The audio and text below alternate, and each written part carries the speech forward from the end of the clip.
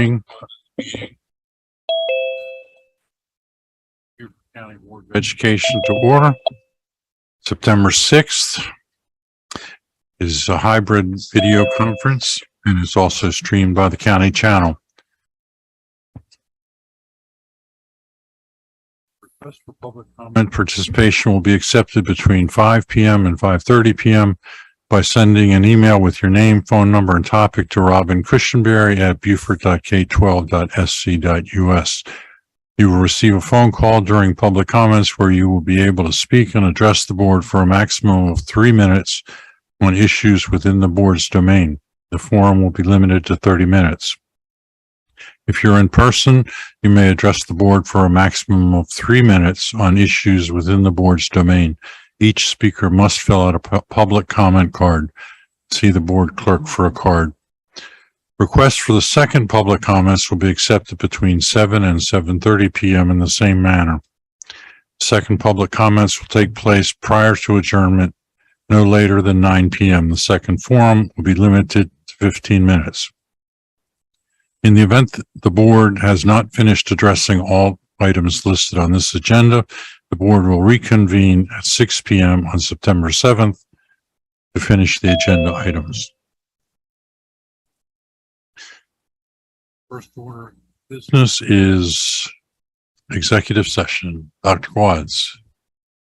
I move that the board go into executive session for receipt of legal advice regarding 2 pending claims covered by the attorney-client privilege pursuant to South Carolina Code Annals Section 3478-2, Adult Education Homeschool Report pursuant to South Carolina Code Annals Sections 3440A4, discussion of negotiations incident to proposed purchase of property in Bluffton, South Carolina pursuant to South Carolina Code Annals Section 3478-2, discussion of negotiations incident to proposed Whale Branch Early College for safety, security, technology infrastructure, and athletic scope, contract amendment number 3 to Charles Perry Partners Incorporated, pursuant to South Carolina Code Annals Section 70A2, and discussion of negotiations incident to proposed Beaufort High School for second floor HVAC upgrades, contract amendment number 27 to Thompson Turner Construction,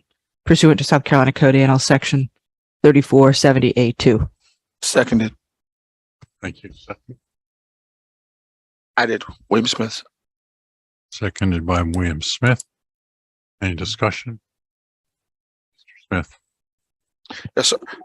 In receipt of, Mr. Chairman, in receipt of legal advice of the 2 pending claims covered by the client attorney privilege under South Carolina Section 30-4-70A2, who will be advising the board on these two claims? Wendy Cartledge. It will be, yeah, Ms. Cartledge. Okay. All those in favor? Aye. Unanimous. There's Angela. Middleton, aye. Wisniewski, aye. Rachel's an aye. Okay. A lot of ayes.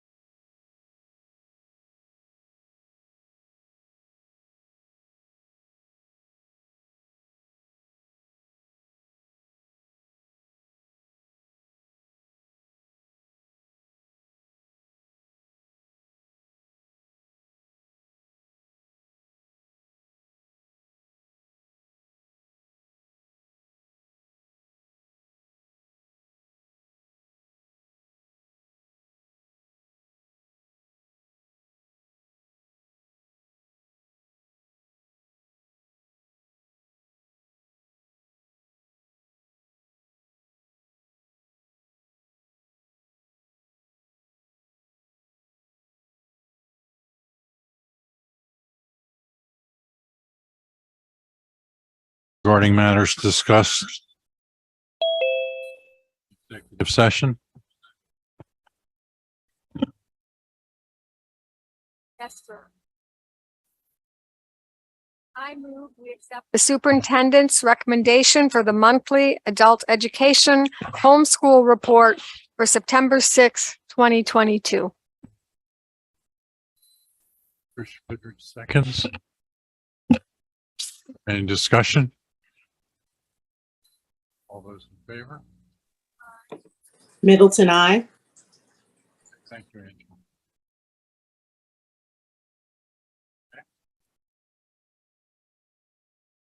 I move that the Board of Education approve amendment number 3 with Charles Perry Partners Incorporated for the safety, security, technology, infrastructure, and athletic scope at Whale Branch Early College High School based on the guaranteed maximum price of $4,057,460. Second, Earl Campbell.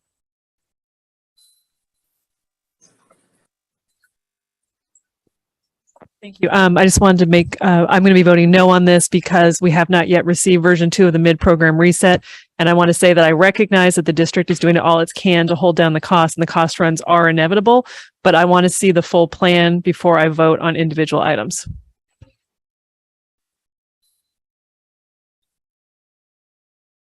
And I do must be consistent. And I do agree with what Mrs. Ingrid Boatwright just said as well. But also, we do need to be informed of where we are, and also I do also recognize that this was a part of the bond referendum. However, due to the times and funding, I think that we need to definitely take a deep dive before making this decision. So I too will not be supporting this tonight. All those in favor? Aye. Middleton, I. Bill?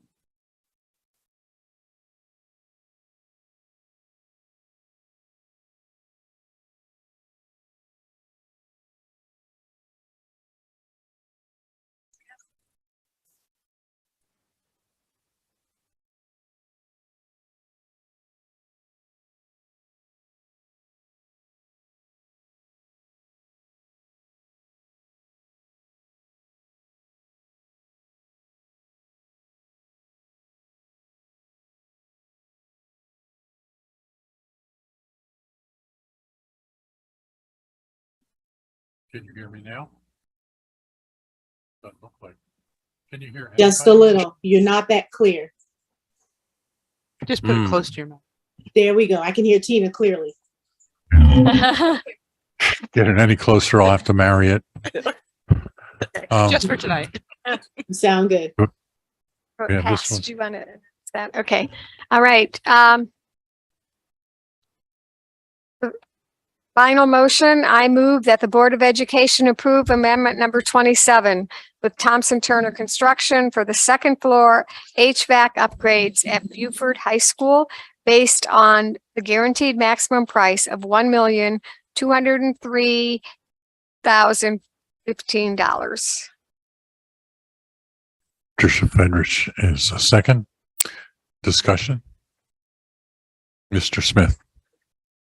You read that motion again? It's up on them. Yeah. I move that the Board of Education approve amendment number 7 with Thompson Turner Construction for the second floor HVAC upgrades at Beaufort High School based on the guaranteed maximum price of $1,203,015.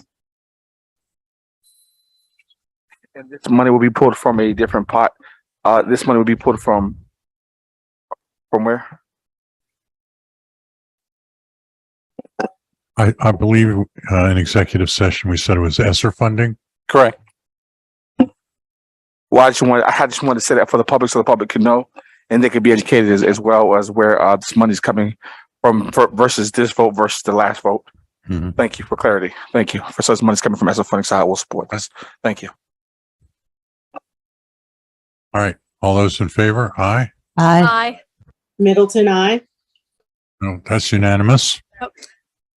I'm sorry. Rachel's abstention. Rachel abstains.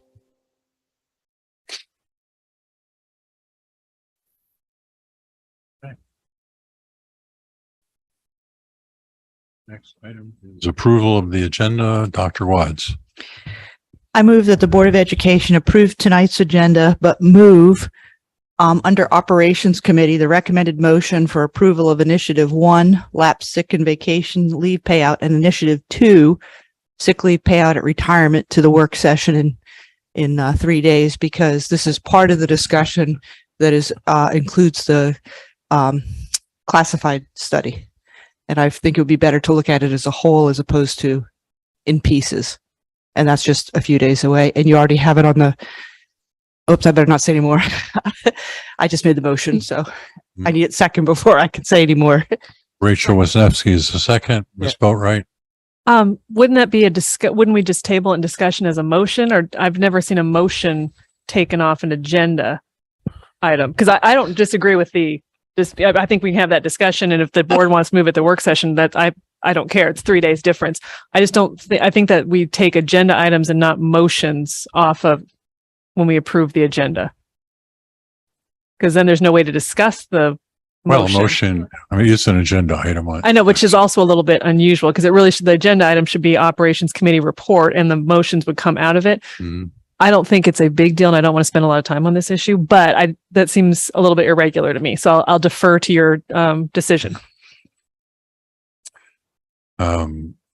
Motion a second. Let's vote on the motion, and it seems logical. I'm not sure if it conforms with Roberts, but I don't have time to research it, and I think it makes sense.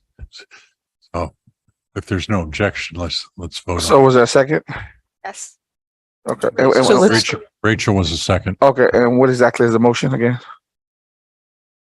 To approve tonight's agenda, but move the recommended under Operations Committee, there's a recommended motion listed there on tonight's agenda.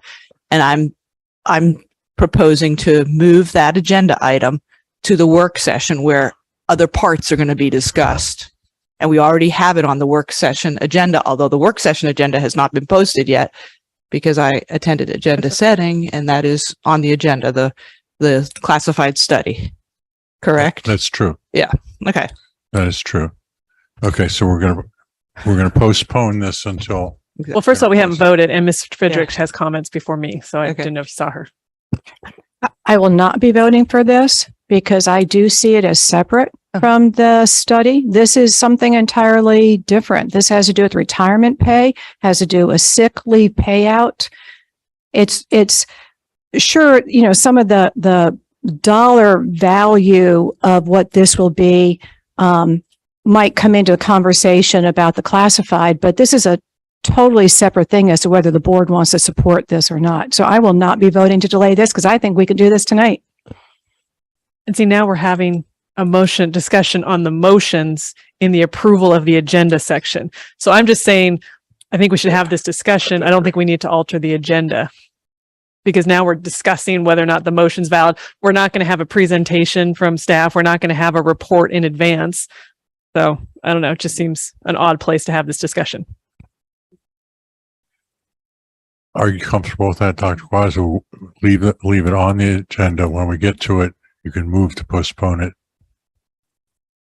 Yeah, that's fine. as opposed to doing it now. Is that okay? I mean, I think it's the same result, Yeah, that's fine. and it seems like everybody would be more comfortable with that. Okay. Okay. Yeah. All That's right. fine. So we need a motion to approve the agenda as it is. I move we approve the agenda as written. Seconded. Second, Mr. Smith. Discussion, any more discussion? All those in favor? Aye. Aye. Middleton, I. Vincent, aye.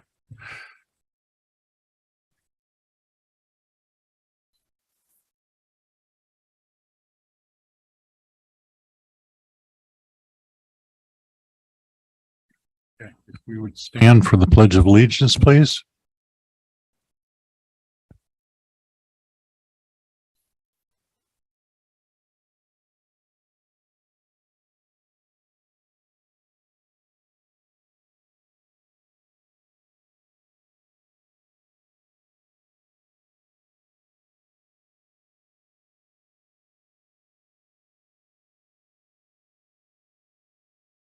Silence, please.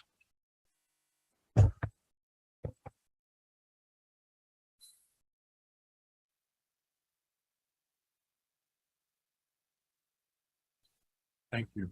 The media has been properly notified. Student performance, Dr. R. Student performance from our Beaufort Middle School Gifted and Talented Band.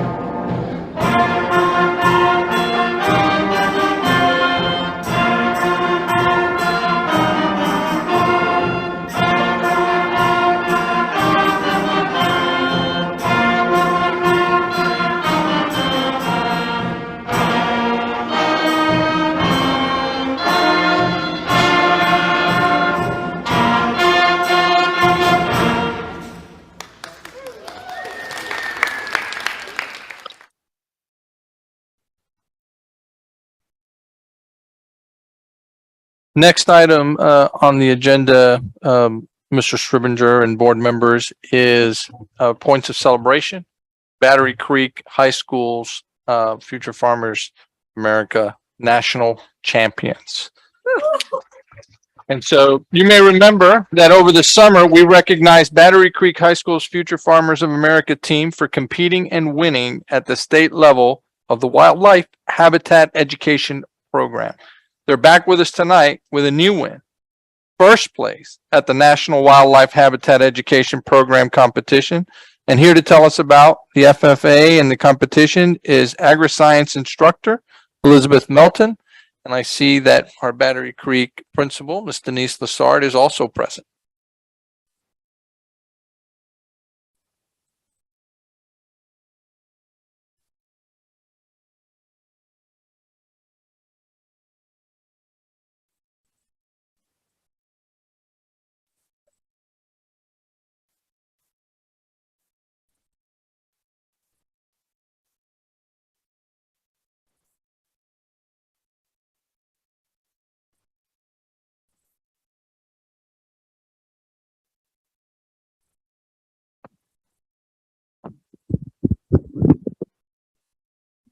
Thank you.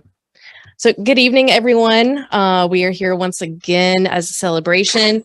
The team got first place in nationals, which is outstanding. South Carolina had a great showing on the 4-H side as well.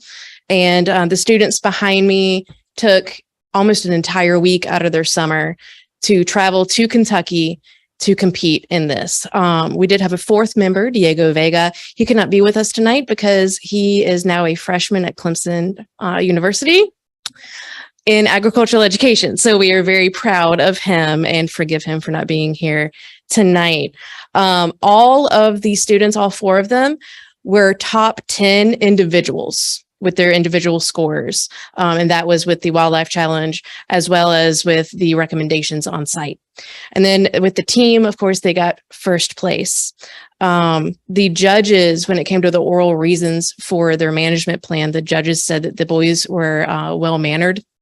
They were poised, took their hats off and shook hands, introduced themselves. So they really represented not only South Carolina, but Beaufort very well. And I was going to see if they would like to say anything. On the spot? On the spot?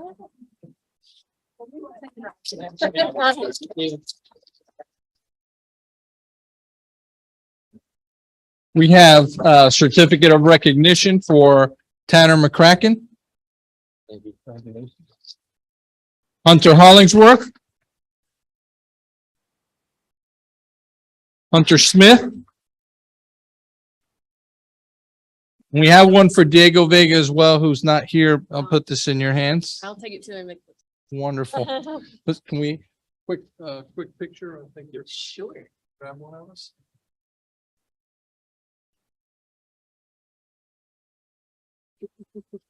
Congratulations on a job. Very well done. Excellent.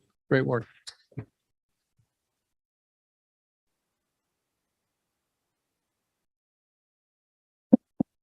The next item under points of celebration is really quite an important, significant, and exciting point of celebration this evening. If you think back to 2019, when the referendum passed in November of 2019, shortly after, put together a citizen-led oversight committee that has monthly meetings to review the progress and the work on that referendum, and then reports quarterly to the public through our board meetings on a quarterly basis. Well, recently, the Citizen-Led Oversight Committee, or CLOC as it's known, was selected as a recipient of the South Carolina School Board Association's Champions for Public Education Award. The award is presented to community residents, organizations, or businesses or industries whose support and contributions have significantly benefited public schools. We will have a formal award presentation at a future date with members of the CLOC present. But we were so excited to share this news as we are so grateful for the service of our CLOC members in monitoring the district's $345 million bond referendum that we just didn't want to wait, and we wanted to go out and announce it, and we'll have them present at a future meeting. Thank you. And if I may just add one last piece, our school board nominated the CLOC committee, as you all know, you all did this, through the South Carolina School Boards Association award. And so thank you for that, for recognizing really the great work of our community members participating and partnering with us on this. Thank you. And I would say thank you to Candace, who wrote it all up, because you had to have 140 words or less for each one of these little sections. And there's only a few people that could do that. So thank you, Candace.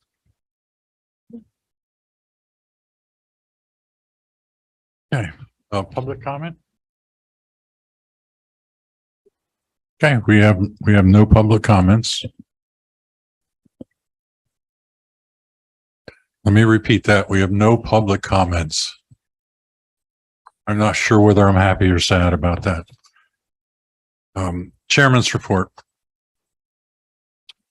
The weekend before last, there was the school law conference up in Greenville. and several of us went. And I would encourage all board members, if you can possibly get to that, to get to it. It is just loaded with really good information. Now, some of which, like constitutional law, is probably not going to affect us much because we have attorneys who are going to. But it's good to know the way things are going. Big takeaway for me was on the constitutional stuff. The exact same action can either be permissible or not permissible, depending which part or which clause you argue it. There was an instance where the exact same action was deemed impermissible under the freedom of speech part, and then the exact same action was permissible under the establishment clause. So, I'm not sure that gives us a whole lot of guidance, but it was interesting. I would encourage everybody to go out to the School Board Association website under school law, and you can look at the handouts. There's some good stuff. Another really good thing was the legislative actions which are poised to pass the next section, because we already know what passed, but there's several things that are poised to pass the next section. I thought that was pretty interesting. Do either one of the other folks that went have anything to say about that?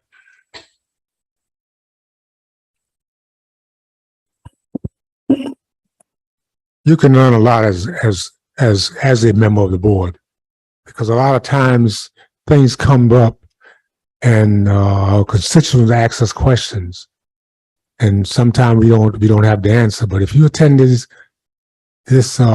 conference, not only is it local, but it's nationwide.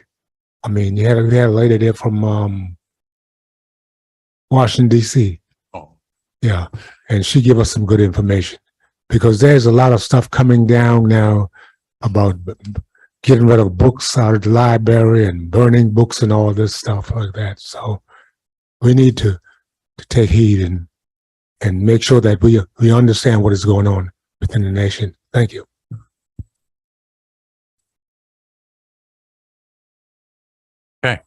It's a very good point, Mr. Campbell.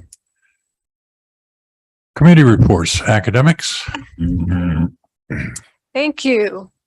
The Academic Committee met on August 24th, and the committee voted unanimously to bring forward a recommendation to create 2 new honors level credit courses: the JROTC levels 7 and 8 at Bluffton High School and CTE Health Science at Battery Creek High School. Dr. Stratos and her team will present these to the board.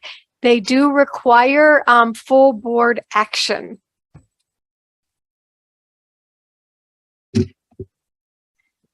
Good evening, board members and Chairman Stribinger.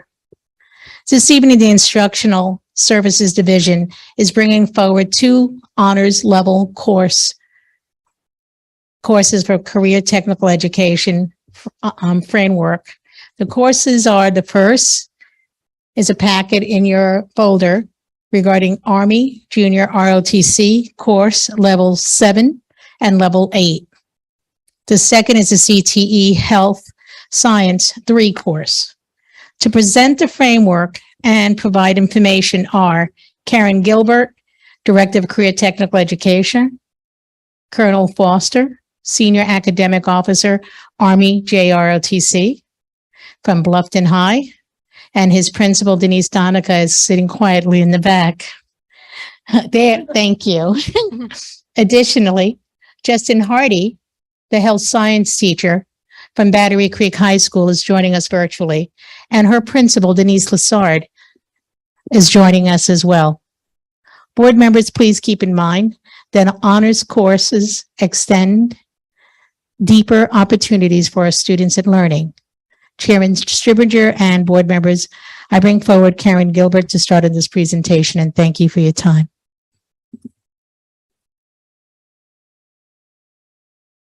Thank you, Dr. Stratus. Chairman Stribinger and board members, career and technical education as well as JROTC can appeal to all students, whether they're going into the military, straight to work, and or on to a 2 or 4 year university. So we want to give those students at all levels pursuing different paths an opportunity to have a leg up, to help them market themselves. One of the ways to do that benefit them as well as their parents, if they're applying to colleges, is through honors weighted credit.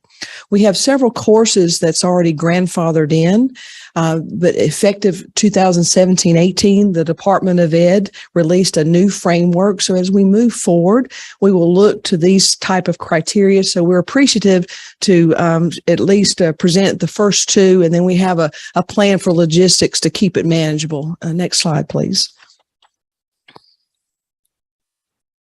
So you have in front of you just a good definition of what are honors courses. If you walked into any courses, whether it's CTE, JROTC, or English, math, we're in essence trying to help that advanced learner to grow. And CTE and JROTC would be our goals by offering more honors level courses to help that student for individual growth, to highlight the rigorous study of a lot of our CTE and JROTC courses, particularly in our IT and our health services. It's a way to take that practical knowledge and skills and apply it to some more of our challenging fields of study. You know, we've talked about it in past presentations about artificial intelligence and what are we doing with those fields that's going to have emerging technologies. Well, that's going to require those critical thinkers and problem solvers, and being able to excel at an honors level can help those students for when they graduate. Next slide, please. So at the end of 2017 and 18, actually, the state released a framework, a guidebook to say, here are some criteria that we would want to see if we were looking at providing honors weighted credit. The three overarching guidelines would be there's extension, acceleration, and enrichment of the standard course of study.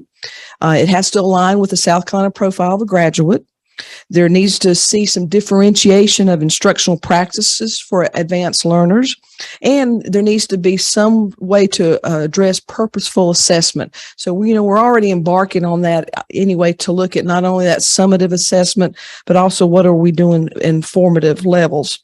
If a student receives honors weighted credit, they get a 0.5 quality point, and then that is captured in PowerSchool with an HW at the end. And then that's how it goes on their transcripts. Next slide, please. So the process per the new framework is that there is an application. And so from the district level, we created a template so that way it'll be consistent in format when it comes to the academic committee. That template needs to have the course description. It needs to have the state standards so that we know that it's a South Carolina approved course. What are the key concepts? What would be the teacher or the instructor's expectations for honors level performance? And then as the teacher instructor goes through a year with the honors level, they'll collect sample work from the students, rubrics, example assignments, and we're going to compile these into a Google Drive for future reference. Also, if there's additional instructional materials and additional items that they would need. This is teacher initiated, and there is a signature page that's required of the teacher, the principal. So we're very appreciative of our two principals here today that's very supportive of this honors initiative. But it also requires the signature of the board chair. So hence why we're bringing it to you today, so you can see what the framework looks like. But then is our goal where we have similar courses, those teachers will come together in professional development. They will collaborate, and then we'll present twice a year to you in a packet, similar to the local board approved courses. And then that way, the academic committee is just looking and reviewing the list that the teachers come up with for spring and fall. At this time, I'd like for Colonel Foster, if he'll come. He is presenting to you the honors level weighted for JRTC 7 and 8 for Army. It is the goal for all of our JRTC programs to be able to offer honors level. We're starting at the top and working our way down. We're just appreciative of Colonel Foster, Army prior coming from an Army family, that he's paving the way for us. And then we'll hear from Mrs. Hardy on the health sciences course. Colonel Foster. Good evening, ladies and gentlemen. So the first thing I'd like to say is that the program is awesome. I really enjoy being at the school. The kids are great. And it's sad when I have a kid come to my class and tell me that my mom says I can't be in class because it's not weighted and I need to keep my GPA up so I can get into a service academy. And so to me, I was like, okay, we got to change this. So that's why I took that initiative to say, hey, can we please get this to become an honors class so that those kids who want to be in the class can be in the class and get that honors. And so honors is not for everybody, as we know. So we set it up so that it would be a leadership position. So those that are in key leadership positions, whether it's in a line company or on the staff, those are the ones that would get the honors credit for the class. And so it's structured so that, again, it's very challenging. It's been challenging since I've been there. And I'm sure it was challenging before I got there. These kids are doing a lot of work outside the classroom in order to achieve the goals that we have for them. And the goal for me is our mission statement. Our mission statement is to encourage young people to be better citizens. I don't push them towards the military. I don't push them towards any industry. My goal is to make them a better person when they step out of high school. If they want to go in the military, I'm all about supporting them and helping them. But I don't push that. This is all about making our young kids better citizens. So when they step into our communities, they appreciate what they have here. So that's what I do, sir.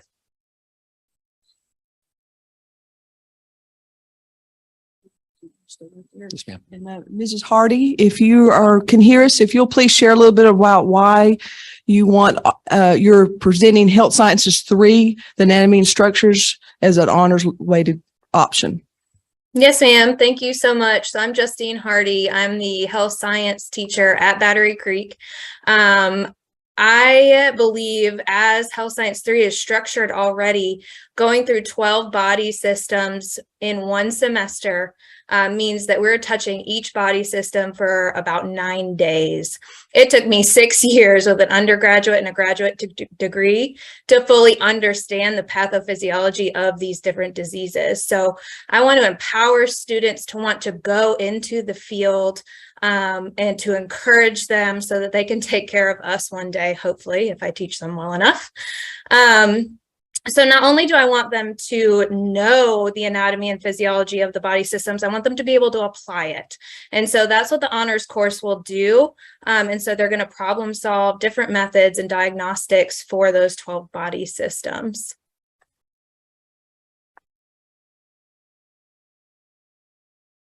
And there's that template case there. So at this time, does the board have any questions for either of the two requests? Colonel Guyer. Thank you, Mr. Chairman. You know, honors courses are a reward for extra work, for extra responsibility. And when you are assigned, or you actually have to earn a leadership position in ROTC, I'm an ROTC graduate. We are rewarding those people by having an honors program, which the reward, if you meet the standard, we always meet the standard to get this, is the grade point increase. And that grade point is very, very critical for those students, not only that are applying for universities, but also for service academies or an ROTC college scholarship. Now, this is the first program. We have other ROTC programs, and this is going to be the model. Am I not correct? That's correct, sir. For the other programs to follow. So it won't just be the Army. The Army leads the way, as it always does. Thank you, sir. Oh. Very well said, sir. You were doing real good till just the end there. Well, Ray. Thank you, Colonel Foster. And I know that principal, that this was a really big project. I've talked to you about it before, and that it was, a lot of work to bring it. My son was ROTC, Navy. Thank you very much. Loved it. He loved it, but it hurt him. And we had that very conversation. He ended up with you have to take 5 CP level classes because you still have to take health, right? It used to count. So now it's 5 classes. And it does really impact class rank, and parents are very competitive about that. And when you're applying to these colleges, you have to take that into consideration. So I think this is long overdue. And I also would agree that your program is awesome. I think that the Bluffton, and I also think Hilton Head Highs, I mean, but I've been to the Bluffton school. It's an amazing program. So I guess I support with this 100%. My biggest concern is, why doesn't this come from the top down? You guys had to kind of push this. It took a while. The districts, bring it to the board, and now it's the model. Why don't we have things where we make a decision like, we want to make this honors class, and so then we're going to develop it and we're going to roll it out, because it affects recruitment. I don't know how long it's going to take. So I don't want to speak specifically to this program, or anything like that. It's I feel like several times the school is driving the change, and it's happening school by school, and there are changes that I think would benefit the whole district. So if I may on that, You may. To be honest, I've been driving that change since I got here. I remember talking to you about it. That's why I was surprised. I assumed all the schools were doing it. But part of it is that there are certain things that have to be in place in order to make sure that they can get the honors credit. They're doing things to get the honors credit, right? And requirement. And so that's part of what has been worked on, right? But I've been pushing it since I got here.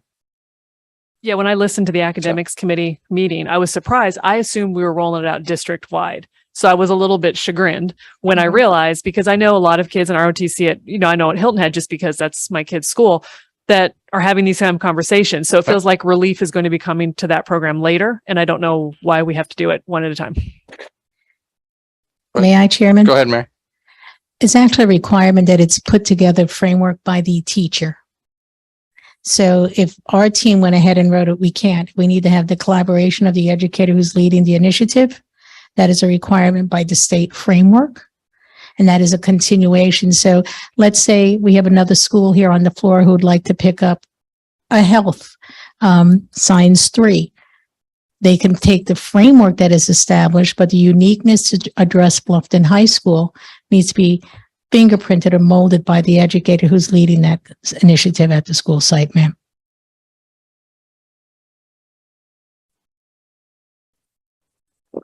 Thank you, Mr. Chair.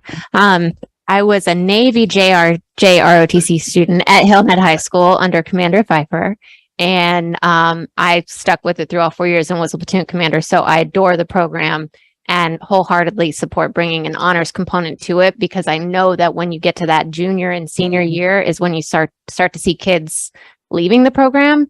And you get those ones that really stick with it because they've got a heart for it, but let's also reward those kids too. So I wholeheartedly support this serving as a framework for the other programs. The only question that I have is there any additional investment required for either one of these honor classes in terms of technology or things like that may be necessary? I didn't see anything in the paperwork, so I just want to confirm that there's not. They didn't incur any costs on the development of either of those frameworks, ma'am. Thank you. Yes, ma'am. And probably hours and hours of thinking it through and putting it together. Yes, sir. But I do want to give where credit to due. And so for Dr. Rodriguez, since I got on board 2 years ago, he and I had conversations about this. And so we've talked this a lot. And so he knew that my position in trying to push this forward, and I had great support. And I hope I didn't misspeak, because I'm not saying the district, I think the district supported it. It's the rollout, do the other commanders at the other ROTC programs know that they can do this and that there's a path forward? And that's kind of more where it'd be like, when you were saying, let's get this, we're a purple star district, we're pro-military. Let's get all the ROTC heads and say, guys, let's make these honors programs. Here's what you need to do. And it can still be from you, the teacher has to be on board. But it just kind of concern me, not concern me, but I'd like to see it just kind of come out at the same time so people don't feel like, wait. No, ma'am. And I totally understand where you're coming from, but to their behalf, and I would do the same if someone jumped up and said, hey, I'm going to start pushing this forward. I'm going to let that person push first, because now the groundwork is laid out. And now I don't have to rewrite or try to create my own when now the document is going to be sound for all of them to look at and move forward. When will the other ROTCs be able to bring this in? Yes, ma'am. And I'll also note that we have a list of career and tech ed courses that are going to be up for the honors weighted as well. I would say when they put the new framework out at end of 17-18, we had started the work of the work in 18-19, and then we had the pandemic that hit, and it really did not take traction. And this has been a good year this summer to work on with Colonel Foster and with Mrs. Hardy. So it is our goal for the remainder of the JROTCs to begin their level 7 and 8. And some other CTE courses as well to bring back forth to the academic committee in the spring so that they will be ready. If approved in end of January, then it can be for a second semester honors weighting and definitely for the 22-23 school year. So we want to come to the academic committee twice a year with the listing of the applications and just try to keep it manageable that way because we envision many more. And the one concern I have with the second semester is you're going to have one platoon that's going to be in the fall that would not get honors rating unless you can make it retroactive. And then you'd have a second platoon that would. So I would probably be better just to wait till the next year. If Dr. Stratos and the academic committee would be open to a fall semester. We just didn't want too much time to pass with fall, but definitely for the spring. Sir Earl Campbell. Yes, I will talk about the health science. These are some outstanding courses, but if one is missing, physician assistant. Why that's not on here? Okay, that should be on here also. Yes, sir. We can certainly, Ms. Hardy could certainly add that. Okay. Yes, sir. Thank you. Thank you. Are there any other questions on this item? I don't have any questions. I just want to make a comment. I hope that the general idea of this is growing the ROTC programs overall, and by offering, the honors credits, it's enticing and creative enough to bring in top students. But I think the intent is to develop a larger portion of our enrollment to be ROTC students, because as you stated earlier, it's a good training ground for the rest of the world when you get out of high school. And right now, our programs, especially our respect for authority and rules and regulations and timeliness and all the other things that Rachel learned when she was in ROTC. But I saw her coming to class late a few times. Ouch. But those are the values that we want to develop, and to make that program attractive, it has to be attractive to our best students. So I applaud the effort. Okay. Do we have a motion?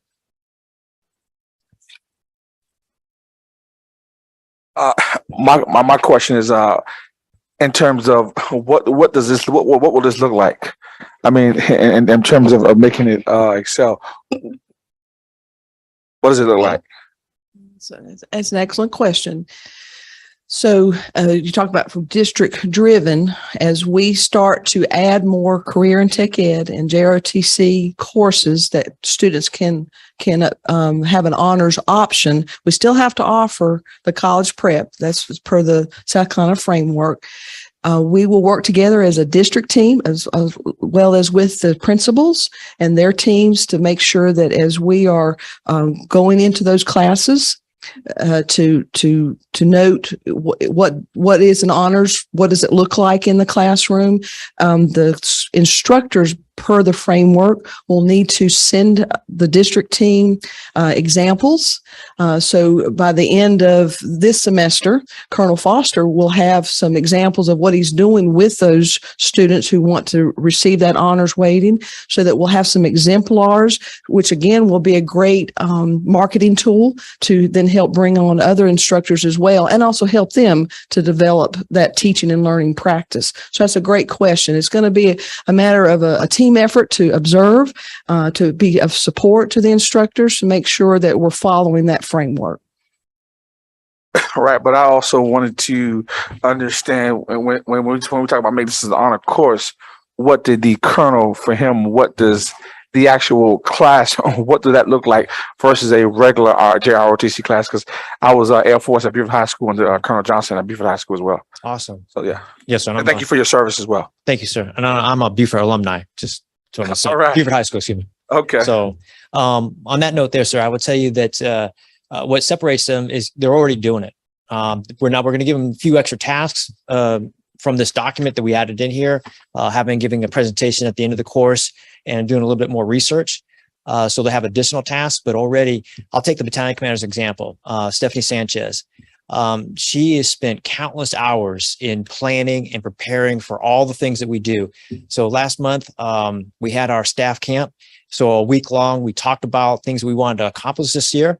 And then at the end of it, we had planned for a kind of like a reward for them to go up to Yorktown, stay the night on the Yorktown itself in Charleston, and get the chance to see the ship and all the museum pieces out there. And the next day we went to the Citadel, my alumni, and got a chance to tour that campus. But those are the things that they love doing. And again, but it takes time to plan all that stuff. And I put all that on the kids.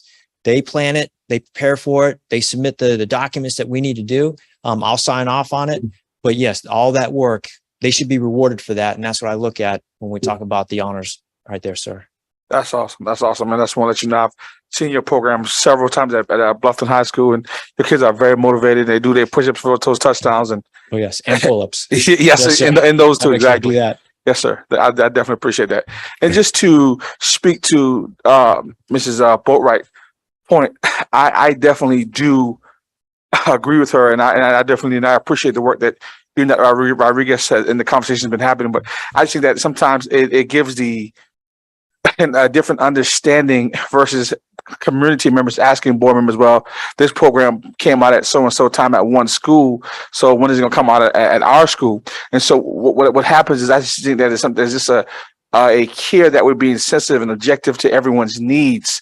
And so therefore, if it was coming out at one time across the district unilaterally, then that sends a different tone and a different message.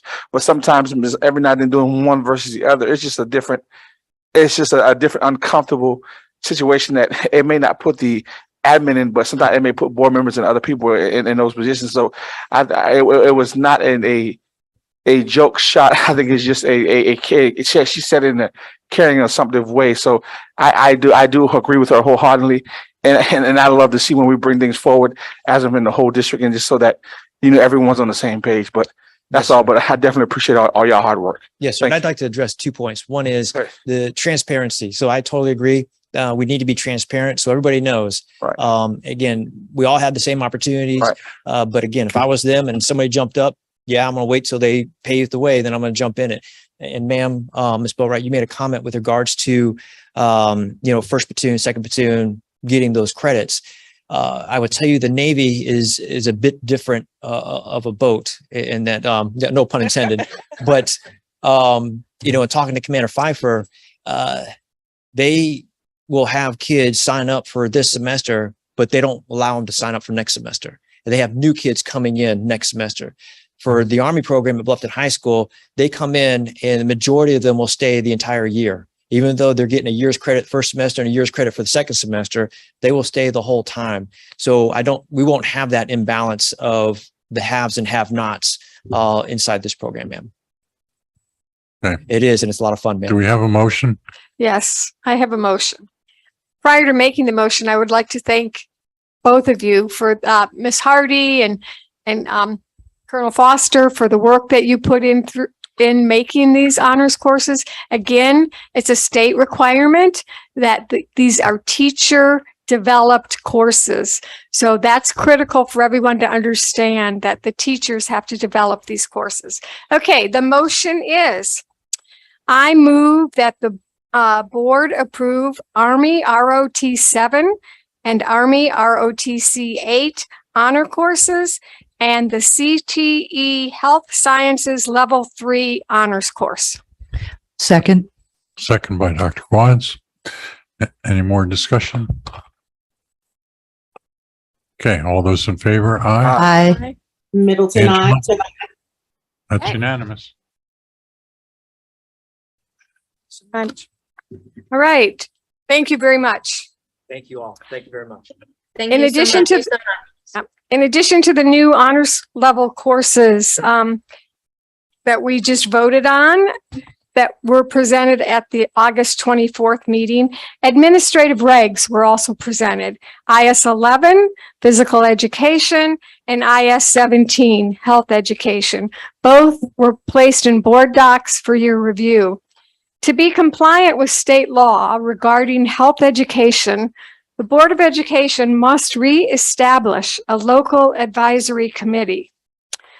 The academic committee voted unanimously to bring this forward for assignment to the policy committee. So I'd like to make a motion. I move that we ask the chair to assign to the policy committee the duty of developing a policy to reestablish the local advisory committee. Second. Dr. Quad, second. Any discussion? Okay, just for the policy committee's thing, it looks like kind of a cut and paste because it's a state law. Yep. But it is important that we emphasize it because obviously it escaped our notice for years. Yes, ma'am. I just wanted to make a brief comment. I remember and I recall when policy committee was looking at all of the different things that were required of the local school boards in statute, we left a blanket statement under our board responsibilities that just says we are to comply with and follow federal, state, and local laws. Sure. So I just want to make sure that we are all aware that if we do codify a specific one now into the policy manual, we may have to go back and do it for others. So just be cognizant of that when we do bring it forward. Although I think it is something that we need to definitely have our eyes on because obviously there was some lapse there. Thank you. Yeah, and that was the reason I think the logic behind it is we do follow all the state laws, but we missed this one. Yeah. And so we need a little kick in our butts, so to speak.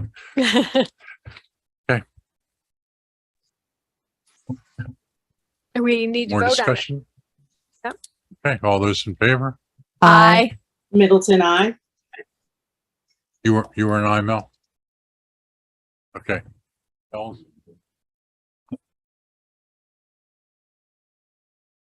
Okay. No, that concludes the academic report. Our next meeting is September 28th. Okay. Operations? I'm going to get down to a tight 2 or 3 minutes here. We had a lot of meetings, so it's a long run for a short slide. I just want to go quickly over the 3 meetings we had since our last board meeting. We met with Alice Walton and her team regarding the completion of the compensation analysis for classified staff. And I know a lot of people have been waiting for this. We had a presentation from MGT Consulting. It's a 161-page document that was placed in board docs. We had the presentation and then felt like we needed some more time to ask questions. So we scheduled a second meeting. At that second meeting, we also discussed some other issues that we have been looking to have addressed and the public has been bringing to our attention in terms of sick day payout. And I do have a motion that we already probably know about coming your way. And then I just wanted to hit briefly, we did have the committee met with Beaufort County Council. And I want to thank Stu Rodman, Paul Somerville, Joe Passament, and the rest of Beaufort County Council for inviting us over. We had a conversation that was frank and at times earnest. And I feel like we hammered out an understanding at the end. And it was overall, I think, a good conversation. And I just wanted to update the board, if you didn't already know, that they are not going to be rerouting traffic around Beaufort High. They are now looking at a different plan. So we can kind of put that behind us, at least for a while. And then finally, I will conclude with the motion, which I anticipate will immediately be postponed, but I'll make it anyways. Recommended motion. Oh, I'm supposed to read them. Hold on. Paper and everything. All right. So the recommended motion, I move that Beaufort County Board of Education authorize the administration's recommendation to pay employees 1/2 of their daily rate of pay for lapped sick leave days and or vacation days at the end of each school year. Seconded. That was our motion was? I thought it was, okay. The district will begin making payments in accordance with this initiative on July 1st, 2023 for days lapsed during the 2022-2023 school year from the general fund budget. That's a very long motion. Does that capture it? Does this writing capture? They gave me the motion to read. I'm just, Yeah, that's a long motion. I know. Yes, Dr. West. I'd like to amend the motion or postpone this motion to the work session, which is in 3 days. Okay. Motion on the floor is to postpone this until the work session Friday. Okay. Did I get a second on my motion? Yeah, I did. I second your Okay, motion. all right. Yeah, I kept reading, I think. Yeah. So my reasoning, okay, I second that motion. Will Smith seconds. and Rachel just seconded this, so I'd like to just speak about it. These three motions tonight, or two of the three, they're all correlate to employee compensation. And I think we should look at compensation as a whole, a big umbrella, as opposed to pick at pieces, 2 pieces tonight, and then another piece in just 3 days. So that's my reasoning. I know Tricia doesn't agree with that from what she already said, but yes, I do think they're related, even though they're not identical. That's my reasoning. Tricia. Ms. Fidrich. Thank you. I go by Tricia too. No, I don't think there's any harm in waiting till Friday. I just don't think that we have to, because when you say they're related, when we're talking about this pay, this is pay for certified teachers. We already did certified teacher salary at a different time. So this is looking at certified teachers. This is looking at employees. This is right. Whereas the study is just non-certified and administrators. And so I don't see where this is tied into that. The only tie is that Ms. Crosby did share with the operations committee is how the money could be allocated. That if we did X, then we do Y, and so on. But we have been talking about doing this for a very long time. And so I don't see I don't see why we couldn't dispense with this tonight, but so I'm going to vote no, because I'd like to discuss this tonight. That's what we came for. We had a long operations committee about it, meeting about it. So, I think we could do it tonight. I agree with Ms. Fidrich. I attended the operations committee as well. So I feel like I have a good handle on this and that I think we can dispense of this tonight. I see it as, I think she made it kind of clear what the study covered and what this study and what this sick day compensation. I think we have a lot of employees that are waiting for us to act on this. They've been very patient with us, and we finally have something to bring forward, and I'd like to do it sooner than later. So also, I will not support postponing it. One of the key components which we didn't discuss is that the staff, vehemently defend this presentation and the fact that we should present it this tonight, and they recommended to go forward with this portion of that recommendation tonight, as opposed to waiting till we get back. Gertie did a lot of work bringing back information to our committee so we could have the facts for this. I think we ought to do everybody justice by carrying it out. I agree with both of my colleagues here on the board. I think that this can be dispensed with. I do think that one of the reasons we brought it to the board, the business meeting, as opposed to the work session, was just out of a really a desire to get this done and be able to make this announcement to, because a lot of people have reached out to us about this. On the other hand, I do think having a more comprehensive approach to compensation is a goal that this board should strive for. I think that we are not there at this term. We kind of do in general get bits and pieces, and I think it would be nice to see how all the pieces fit together at one time. So I think that's a good goal. I'll just point out we're talking about 3 days. Yeah, I don't have a big dog in this fight, but I think that there's two issues: one, wanting to get things done, and two, also wanting to have I mean, it goes back to what we did in executive session, right? We got to get this done because it needs to be done, but we don't have the full plan. It would be nice to kind of have those things merged together. I'm not disagreeing. I'm just pointing out that the difference is 3 days. Yes, ma'am. I'm going to support this motion, and it's predominantly because in reviewing the materials for the meeting, it has employee compensation proposals, and it's presented in a totality and in a holistic approach, which I prefer when talking about budget things and making any changes. I understand that some of these have already been allocated, but I also understand that future allocation is going to require year over year analysis. So we don't know what the impact of initiating a process like this in initiative 1 and 2 is going to look like in year 2. And when we're talking about the salary study and combining those, it makes me a little bit apprehensive to say, let's just piecemeal these different compensation strategies. So I would like to do it all together. So I am in favor of this motion. Mr. Smith. Well, you know, if I'm correct, I believe that the operations also did have a special meeting so that they could get this done by tonight's board meeting. If I'm correct, I believe they did, so that they could present that to the board tonight to have this voted on. But more or less to say, there have been a lot of people waiting on this, and this goes back to the earlier vote that we took coming out of executive session. The same thing with the with one of the pieces earlier about not having information, and it's just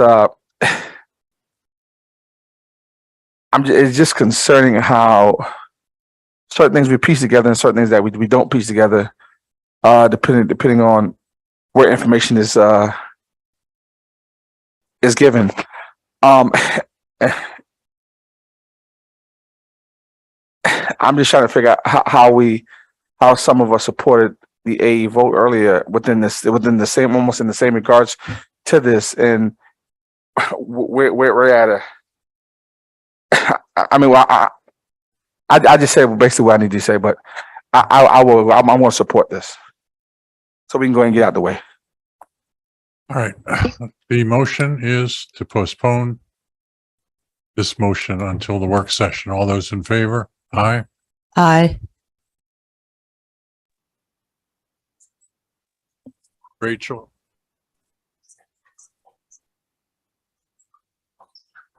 Okay. All those opposed?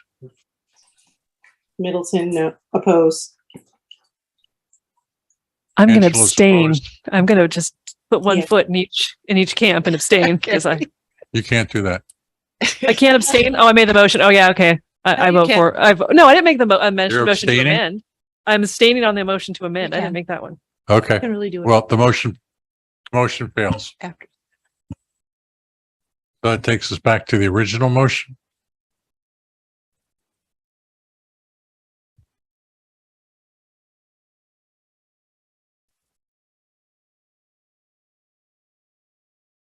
I'll wait until it gets up there. Okay. All those in favor? Middleton, aye. Oh,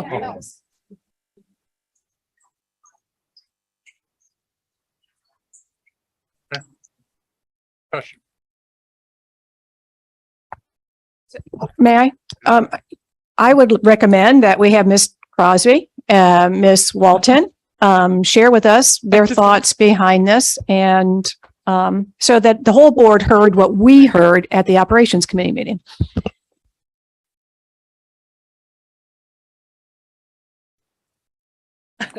Yes, that's fine.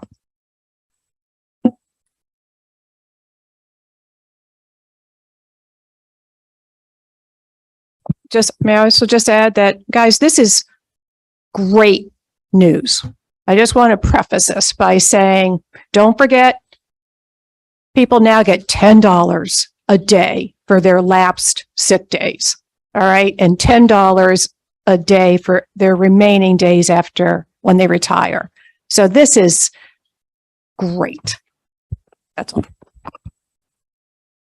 Good afternoon, board members. I have Dale Crawford online. He is the architect of putting the numbers together for us. So I can tell you what our baseline was when we did this. We wanted to look at what we currently do for employees that spend years and years with us to show them that we appreciate them.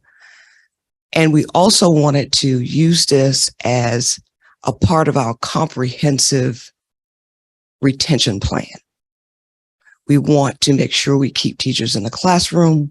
We want to encourage teachers not to take days because they feel they're throwing them away at $10 a day. So this is a part of our long-range, long-term retention plan. We work very closely with finance in putting this together. We have been working on this for probably a year or so.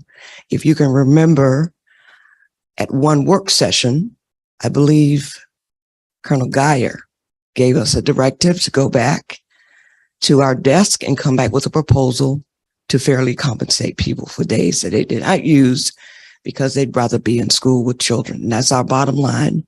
We want to save instructional hours, not lose them, keep teachers in the classroom, and compensate them fairly for when they do this for us.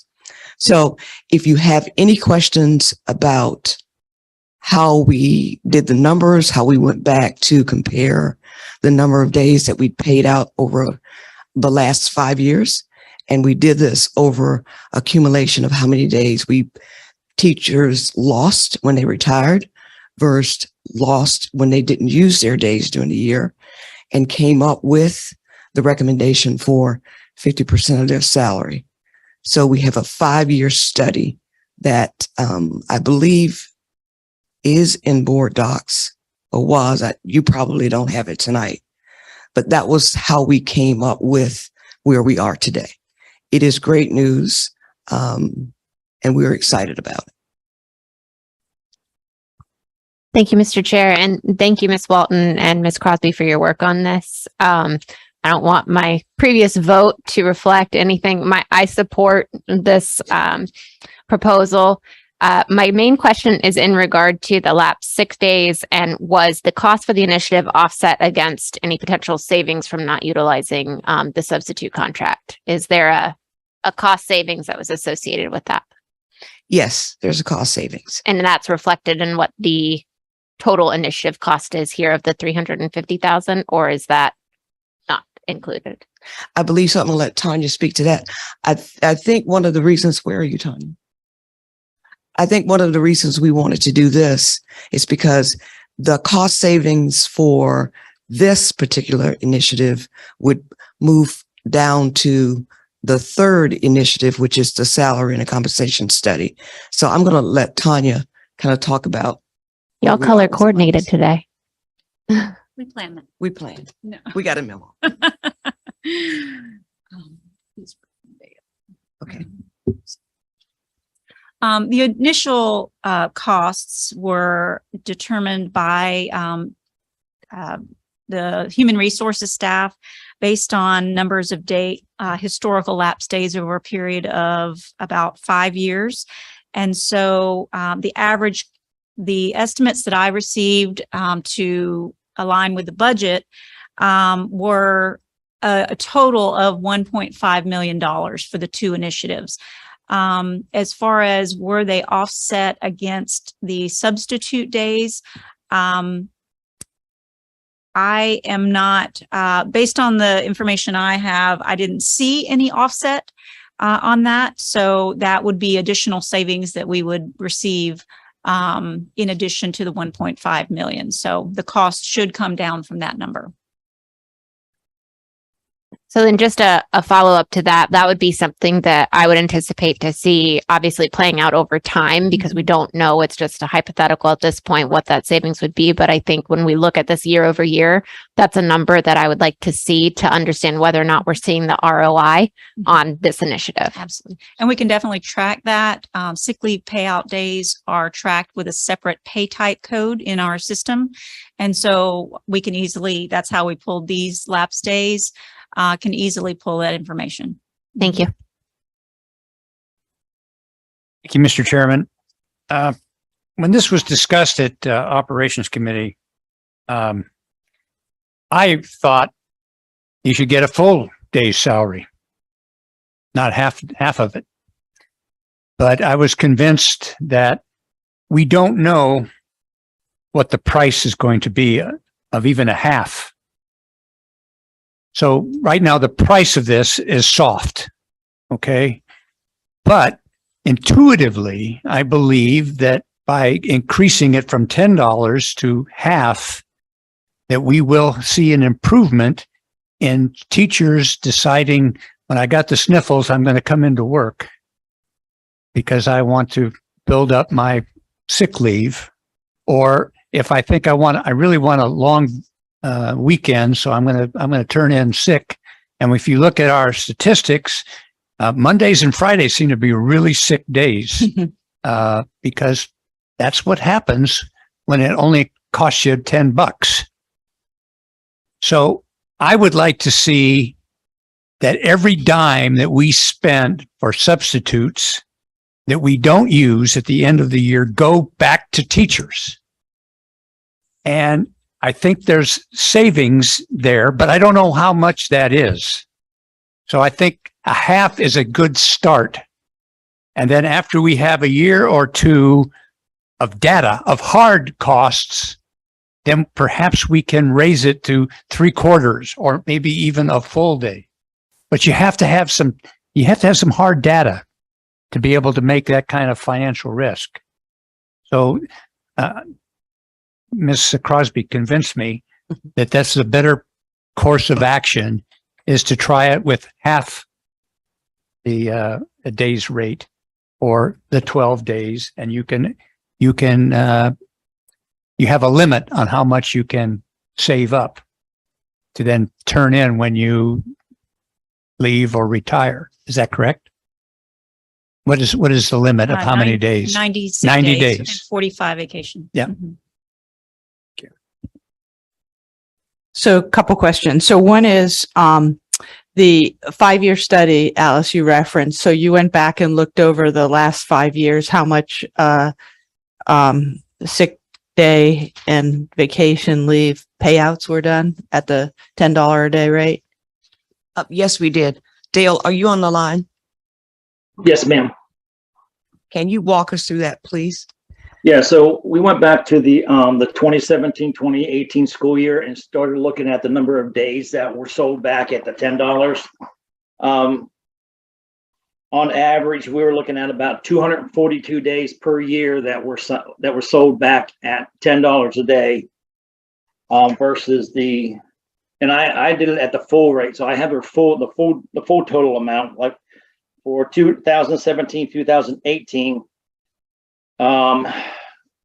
We had 46 employees who retired and sold back 1,948 days at a cost of $10 a day. It was 19,487, and had it been paid out at their full daily rate, it would have been 517,318.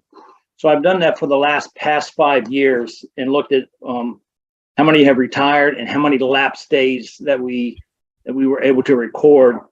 And then, for example, like the lapse days, 2017, 2018, there were 207 employees who lost days during that school year. And there was a total of 1,320 days. And at their full daily rate, that would have been a cost of, a little over $400,000.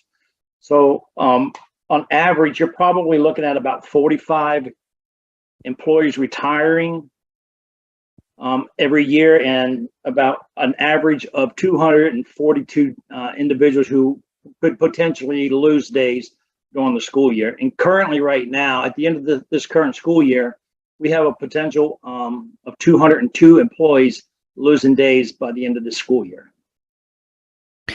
So I guess my response would be, but don't you think if you're increasing the pay for these unused days from $10 to half of what their normal rate is, I think you're going to have way more people utilize this, which obviously is the goal, to keep the teacher in the classroom. So, you know, we don't have a substitute in the classroom. We all know that learning is preferable with the teacher that's assigned to that classroom. So was that taken into account with your calculations, that you're going to have likely lots more people not use as many sick days? That's possible, and we have talked about that. But I think this right now we're nearly $3 million a year in teacher substitutes. That's a lot of money. Yeah. So if we can reduce that, I think, as Mr. Stribinger even commented, it could potentially become a wash because of the savings and the number of days. Yeah, so that number is a good number to know, that the 3 million for the substitute. So my second question is, so who does this affect? Which staff members? Teachers, administrators? It affects all staff members. Bus drivers? Yes, everybody? everyone. Okay. Nobody's excluded from this? No, ma'am. No one is excluded. It's only full-time employees. Okay. You have to keep in mind that you're looking at a 45-day cap as well as a 90-day cap. It takes an employee 8 years to get to 90 days. Okay.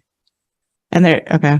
And I see in the next part, we get on to that they have to be employed consecutively for 5 years. Correct. Right. Okay. Yeah. And I just will echo what Dr. Wisniewski said. My prior motion to postpone, please don't interpret that as I'm not interested in appropriate compensation for our staff. I'm absolutely interested in it. And I personally think it would have been better grouped all together, but that was not the board's will. So I'll go with the board's will.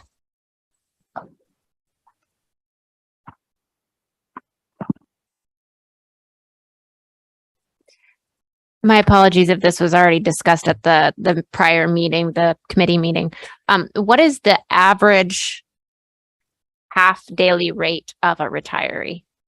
Do we have a number for that? I don't know if we have a number. We probably can give you a range, but you have to remember all hourly rates or daily rates are not equal. Right. That's why I was looking for like an average, so I could do some ballpark numbers in my head, but Dale, do you? No, I don't. Yeah, I don't have what the average daily rate would be on that. Because if you're doing average, you're gonna factor in our lowest pay band as well as our high pay band. So that's gonna give you the average. thank you. So, Mr. Crawford, could you maybe just give us, what would a teacher with 28 years and what would that half daily rate be for a teacher with 28 years? Because that would be retirement. Well, I don't have the salary schedule in front of me, so I'm not really sure what.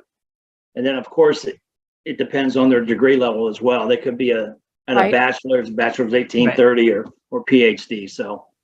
So that salary schedule is in on the website, the district website. So you could look at whether it's the bachelor's, the master's, the plus 30, the PhD and so on, and half that daily rate. I appreciate your indulgence, Chair Stribinger. I just want to say to my colleagues, this is the right thing to do. All right, to compensate our teachers, to encourage them not to take those mental health days. We don't want teachers coming to school with the sniffles, but we also want to encourage them to stay in the classroom instead of that mental health day or just saying, hey, it's not worth it for $10 a day. So it's absolutely the right thing to do. Can you put the motion back up there? Because the motion doesn't have full-time employees. That is not in there. Well, it's a given that part-time employees do not earn sick days or vacation days. Okay. Mel? I mean, yeah, I think the essential point is how much substitutes we leave out of the classroom per year and how much money we save with that versus paying the half day rate for the teacher. And I mean, that's a calculus that's hard to pigeon down to a number, depends on Rachel's question. But the idea that's behind it all, that we've got that regular teacher in that classroom. All right. And that's another dollar value that you can't place on what we're getting accomplished. Start covering around that we save $100,000 by not giving this half rate because we teach the substitutes are a little bit cheaper. We're going to lose ground in our argument that we're trying to educate. So that's the other dynamics, and that's the real idea behind it all, along with having teachers feel like we care about them enough to know that, you know, me getting 88 days at the end of my years at Hilton Head High School, $10, I don't even remember getting a check. So you did, Mr. Campbell, but after we took taxes out of it, you Ms. didn't see Walton, it. he looked at you. He looked at you, Ms. Walton. Okay, go back and look at We don't write checks for very small amounts. It's not cost effective.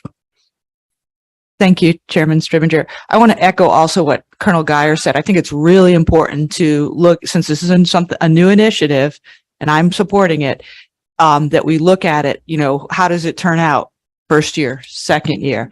Because adjustments may need to be made, you know, to say that this is stamped in stone forever going forward, I don't think is a good idea. Thank you, Mr. Chair. And that's kind of what I was going to get to, because initiative 1 to me seems pretty cut and dry. But when I look at initiative 2, my concern is the accrual of the sick days over time, the 5-year consecutive. There's a lot of qualifiers in there and additional things that need to be considered when we're looking at how much it would cost. So when I was trying to do a number in my head, I couldn't even come up with, you know, does this jive with my own math? And is it correct that the maximum accrued sick days could be 90? That is correct. Okay. And then they get about, 12 a year? Accurate. Yes. And then, so 5 years, that's 60. So saying we had somebody meet the minimum and they banked all of these, I'm just trying to figure out, because I think it's a huge incentive, like Dr. Quad said, that to go from, for those retirees to go from $10 a day. And they recognize that we want to keep those experienced teachers in the classroom as well. The second one is the one where I think I was concerned about whether or not we need to put a cap on it or change that 90 days. I wasn't sure. I think that we need to be flexible, and I'm nervous about putting that one in a hard line. Thank you. All right, I'm going to echo what Mel said. The payoff is having the teacher in the classroom. That's the payoff. And we can track the money over time, but we also have to track whether we break that Friday, Monday cycle, because that's a classic morale flag that you have a morale problem. So we have to track both those things, because I think the money's going to become irrelevant based, the size of what it costs us compared to having that teacher in the classroom, and the stability of having the teacher in the classroom is just, don't want to get too hung up in the money. Actually, I have my hand up, Mr. Chairman, for a while now. Just have a quick response to Ms. Fittich's question. I did a quick calculation, pulled the salary schedule up on the website. A bachelor's in 28 makes $72,411 on this salary schedule. Divide that by 190 days, gets a full daily rate of $381. So divide that in half is $190 payout. Okay. Yeah. Per day. One of the things I got hung up on was the 5 years. I thought the 5 years was could be a bit much in regards to if you had someone who was from Beaufort County and working in a Richland or Savannah who've been driving back and forth and they're kind of an older person and they're getting close to retirement, then if they don't come and work here for 5 years, then they can't get that payout. So that is a concern of mine, of having someone come here and do their last 3 years or 4 years here and want to move back closer to home where they are a taxpayer at. I kind of got caught. I kind of feel some way about that 5 years, even though I do understand that what we're doing is very important and it's a big deal. But I think that 5 years was possibly just a little too much for me, just because of the fact that we have that seasoned teacher who if she comes to Beaufort County, she won't get that. She won't get that payout. So that is a concern of mine that I do want to put that out there. I'm not sure how my colleagues feel about that, but that 5 year does concern me a little bit. But everything else, I'm pretty much on board with. All right. Can we vote on this now? Any objection to voting on it? So I just want to make sure I'm clear. We're voting on just the initiative number 1, correct? Okay, just making sure because the way it was on the agenda, I wanted to make sure. Okay. All right. All those in favor? Aye. Angela? Middleton, I. That's unanimous. Okay, moving on to initiative number 2, which should generate less discussion since I think we've covered it pretty thoroughly. I move that the Beaufort County Board of Education authorize the administration's recommendation to pay out accrued sick days for employees retiring January 1st, 2023 or after at 1/2 the employee's daily rate from the general fund budget. Employees must have a minimum of 5 consecutive years of service with the Beaufort County School District at the time of their retirement to be eligible. Sorry, I missed that typo when I said it. Oh.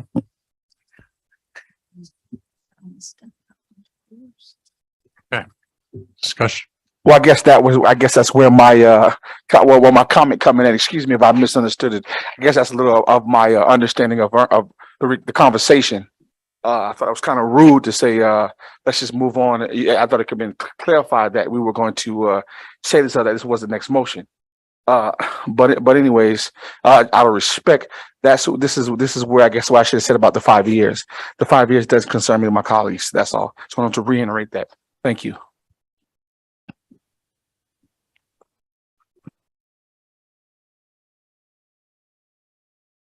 I would suggest that 5 years is pretty generous. And when you in the private sector, you switch jobs, and you're only someplace for 2 years, I don't think you get that benefit. And I know from living in an area that was very close to state lines, the Delaware people would retire in Delaware and come up to Pennsylvania.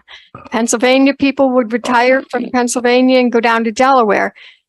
But to get reinvested in those states, they had to do, their time. So I think 5 years is fair.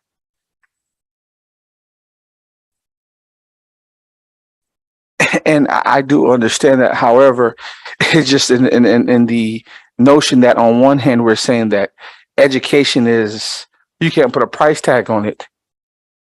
We're saying that on one note, but when we say on the 5 years, I feel that we're definitely saying the same thing again. I feel that we're putting a price tag on it. We're saying, look here, we want you to come. You can come. You're an excellent teacher, but you just won't be able to get the fruits of all your labor due to the 5 year situation. And so therefore, I feel that that's where we're putting a price tag on it, as though some of my colleagues have said earlier that you can't really put a price on it because it's about educating the kid. And that's what's most important, is having teachers in the classrooms. So that is where my indigestion coming at. But ultimately, I do understand that 5 years. 5 years is probably not as much as other places, but I just don't want to render someone coming to this district who may be close to retirement and she just can't drive as much to another district and she drives back and forth every day. That's my only point. I mean, even if we could have something where there's a condition. That's all. Currently, there's an incentive for people to come here at whatever time, and that's our new compensation salary for educators, right? Which has taken us from 53rd in the state to number 1 in the state, which goes or 1 or 2. I'm not sure how it'll end up, but Tanya keeps telling me to, give the caveat there. Thank you, Tanya. But to that point, that gets factored into their retirement. That additional salary, that additional compensation gets factored into their retirement. But to say that somebody who's been here for 10, 15, 20 years and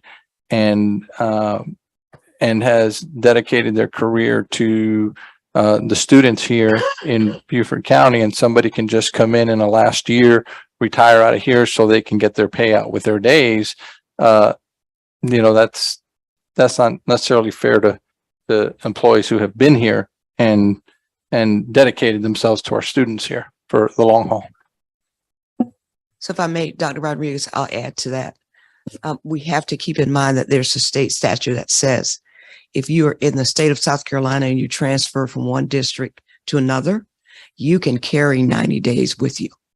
So I could work in Richland 1 and decide that I want to come to Beaufort and work, and I can come here.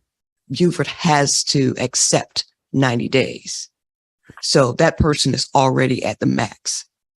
If they decide they want to work for us for 6 months and want to retire, then we are obligated, if we don't have some caveats attached to our payout, we're obligated at that point to pay them for those days. So the 90-day, the 5 years is to promote investment in the district. 5 years, we want to we're trying to create some continuity. So if you're going to come and work for Beaufort, give us 5 years, and then we will reward you for that. But not come and work for us for 6 months, and we reward you for someone who's worked for us for 30 years and given all their time here. So that's one of the rationales for the 5 years. Thank you, Alice. I'm very much for the 5 years. I think that's the whole idea behind it, is to get people who retain and get loyal employees. So you may have already said this, so you can carry up to, so the maximum payout is 90 days. And it's, so each year, what do they accrue? Once you reach 90 days, you get 12 days on top of the 90 days every year. So if you don't use those 12 days, you lose them. Okay, but they would be paid out of what we just passed. Yes, they would be paid out at 50%. Right. Yes. So if you haven't reached 90 days, so each employee gets 12 days? Yes. And it can be used either for vacation or sick? No. No. You had 2 categories of employees. Teachers are on a 190-day calendar, right, and they have no vacation days. Okay. They only have sick days. And how many? 12. Okay. 260-day employees, that would include administrators, All right. people that work at the district office, get, on top of the sick days, annual leave days of 20. So that's where you go to the 45-day accrual that you can max out at 45 days. Okay. Those are your annual leave days that you use whenever you want to. Teachers don't get those days. I understand that. So the administrator with the 260-day contract gets, say the numbers again, how many sick days, how many vacation days? 20 vacation, Yeah. 12 sick. Thank you.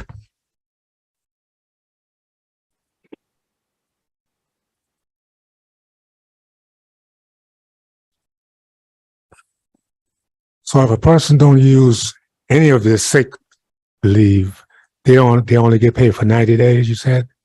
That's it, only 90. I don't think that's fair. I mean, nobody, you can't, if you don't get sick, that's not your problem. I mean, you know, and we're talking about a person coming to spend 5 years before they get, that's not fair. It is not. When we're looking to bring good people in this district, and then the person come here and work the whole time and never get sick. Thank you. I'm not pulling the newbie card. I have relinquished my newbie card, but I'm still, you know, I have to make an observation. We spend a lot of time in this board. We get into the weeds, whether it's bonuses and at what date we cut it off and what category of employee. And I don't think that there's a perfect solution to this. My parents retired and they paid out their sick leave, and there's a lot of other things that you can do. You know, coaching stipends, you can, all these different things for retirement. Teachers know all the tricks. I think it's important to have in this climate of retention. So my thing would be to my fellow board members would be, this is a good starting spot. Let's do this. The staff's recommended it. Let's see what happens. And we may need to tweak it, because I don't think we're going to come to any kind of perfect conclusion and come up with just a brilliantly executed plan. And we'll just keep working at it.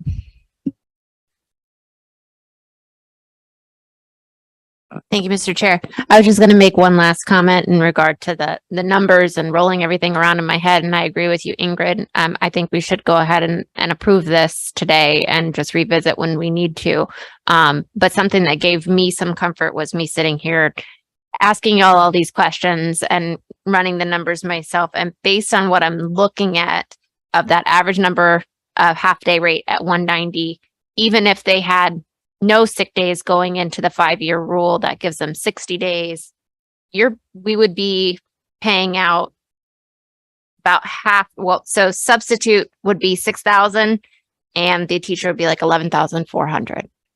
So I'm looking at having the experienced educator in the room and the savings we're going to have from the substitutes. This is a no-brainer to me at this point. So thank you very much for entertaining my questions. All right, let's vote. All those in favor? Aye. Middleton, aye. Middleton's and I. Opposed? Mr. Campbell and Mr. Smith are opposed. And the motion carries. Mr. Earl Campbell, Mel says. The teacher's over here. Yeah, I am not opposed. Mr. Earl. Yeah, right. Sorry. All right. All right. Calling you. Or at least start throwing more things at you when you walk in the building. Okay, so that pretty much concludes the operations report. I did want to say that we will have the presentation from MGT to discuss the compensation analysis on Friday. And our next meeting will be next Wednesday, which I don't have the date in front of me, a week from tomorrow, at Battery Creek High. And I believe the time is 4:00. Is that correct? Okay, thank you. Okay. The superintendent's report. Thank you, Mr. Scrivener and board members. On the superintendent's report this evening, we have 2 items under student achievement. As Dr. Stratos and Ms. Murray worked their way to the podium, one of them is the district's writing plan, and the other one is the SC Ready and SC Pass results, which have been embargoed, and the state has lifted the embargo on SC Ready and SC Pass today. And so we will share some preliminary information with you about that data. So with that in mind, I know everybody now is going to be paying attention to the writing plan. I was going to say, wow, this is like being in front of lunch. Thank you all for your time this evening. As you know, I'm Melissa Murray, the Director of Literacy. I had the pleasure of presenting this to academic committee, but I'm just really grateful to be able to present to the full board. So throughout the entire school year last year, there was a committee represented by all of our schools. It was a very fluid committee because, as you know, we had to be aware of when people could leave the buildings. But on average, we had 10 different schools represented at each committee meeting. During that time, we looked at student work samples, we discussed writing, we discussed standards, and we used that time to develop what you were going to see here today, which is a writing plan. an implementation for this school year to support writing instruction. First, I wanted to frame the vision for the work. So as a committee, we came together and we decided that there were these visionary pieces that we wanted to make sure were first and foremost. One, students should experience direct, explicit instruction in all strands of writing. So that is, strands is the language from our standards. So inside of our writing standards, it asks students to write across different strands: informational, literary, opinion. Learning should be modeled, supported, and reflect gradual release of responsibility at all levels. So because each year, there's going to be new learning around writing. So our educators are going to model and support that gradual release and direct instruction. And students should be expected to write frequently and widely across all content areas. So with this vision driving the work, we will increase the quality of writing, and we will allow schools to have precise data that will develop the teaching and learning, and also transfer of writing across subject areas into the students. The blueprint to guide the work comes from our test blueprint. So for SC Ready, you see on the screen now, this is the breakdown of questions that students receive. Why this is important for this work is that you see that there is an area of writing. For SC Ready, that score is pulled out. So you can get a holistic score of all ELA, but you can also get a reading and a writing score. You notice that there is a difference. So you can have 9 to 11 questions or 8 to 10. So that means there is an ish in percentages. But overall, the writing portion of SC Ready counts about 40% of the student's total score. And inside of that, text-dependent analysis will count anywhere between 13 to 16% of the student's total score. So that actual writing piece counts 13 to 16% for the entire score for students. What's important to mention here, though, is that text-dependent analysis question is directly related to our reading standards. So we had to keep all of this in mind for two reasons. One, back to the vision, just because TDA is the type of writing, we still need to write all modes, and we still need to write across all content areas to give students a lot of experience with writing. But at the same time, we really need to honor the work of what a text-dependent analysis asks of our educators and our students. For this year, we know that we really need to focus on inter-rater reliability. So what that means is across our district, we actually currently are engaging in work where we are looking at what students performed their first initial writing, and we are making sure as educators that we would score very similarly, and that we are using the rubric to create a common language for instruction, because in turn, that's what's going to end up transferring over to the students. And so we need to make sure our scoring is very tight this year and focus on inter-rater reliability. That work typically happens in your PLCs or collaborative planning time, which you've heard about. But to support the work, the committee put together a matrix. So I'm going to take you through the different portions of the matrix. This matrix is actually over 100 pages long, but it's hyperlinked beautifully so people can get to where they want to be. But you'll see section 1, we actually broke down for every single grade level, kindergarten all the way up to 12th grade, every writing product by standard, by writing standard, and attached to the core curriculum from the State Department that we adopted. So every single educator will know in each grade level, this is the type of writing that we're being asked to do in our ELA classrooms. So that is all of section 1. Section 2 of the matrix, we have color coded each standard. So the example here is 12th grade. You'll notice in the color key, where there's changes is noted. So we know what is new to 12th grade, what came in 7th grade, so the teachers can actually see how the standard evolves all the way from kindergarten to 12th grade. And so there's a color-coded system. And again, that hyperlinks.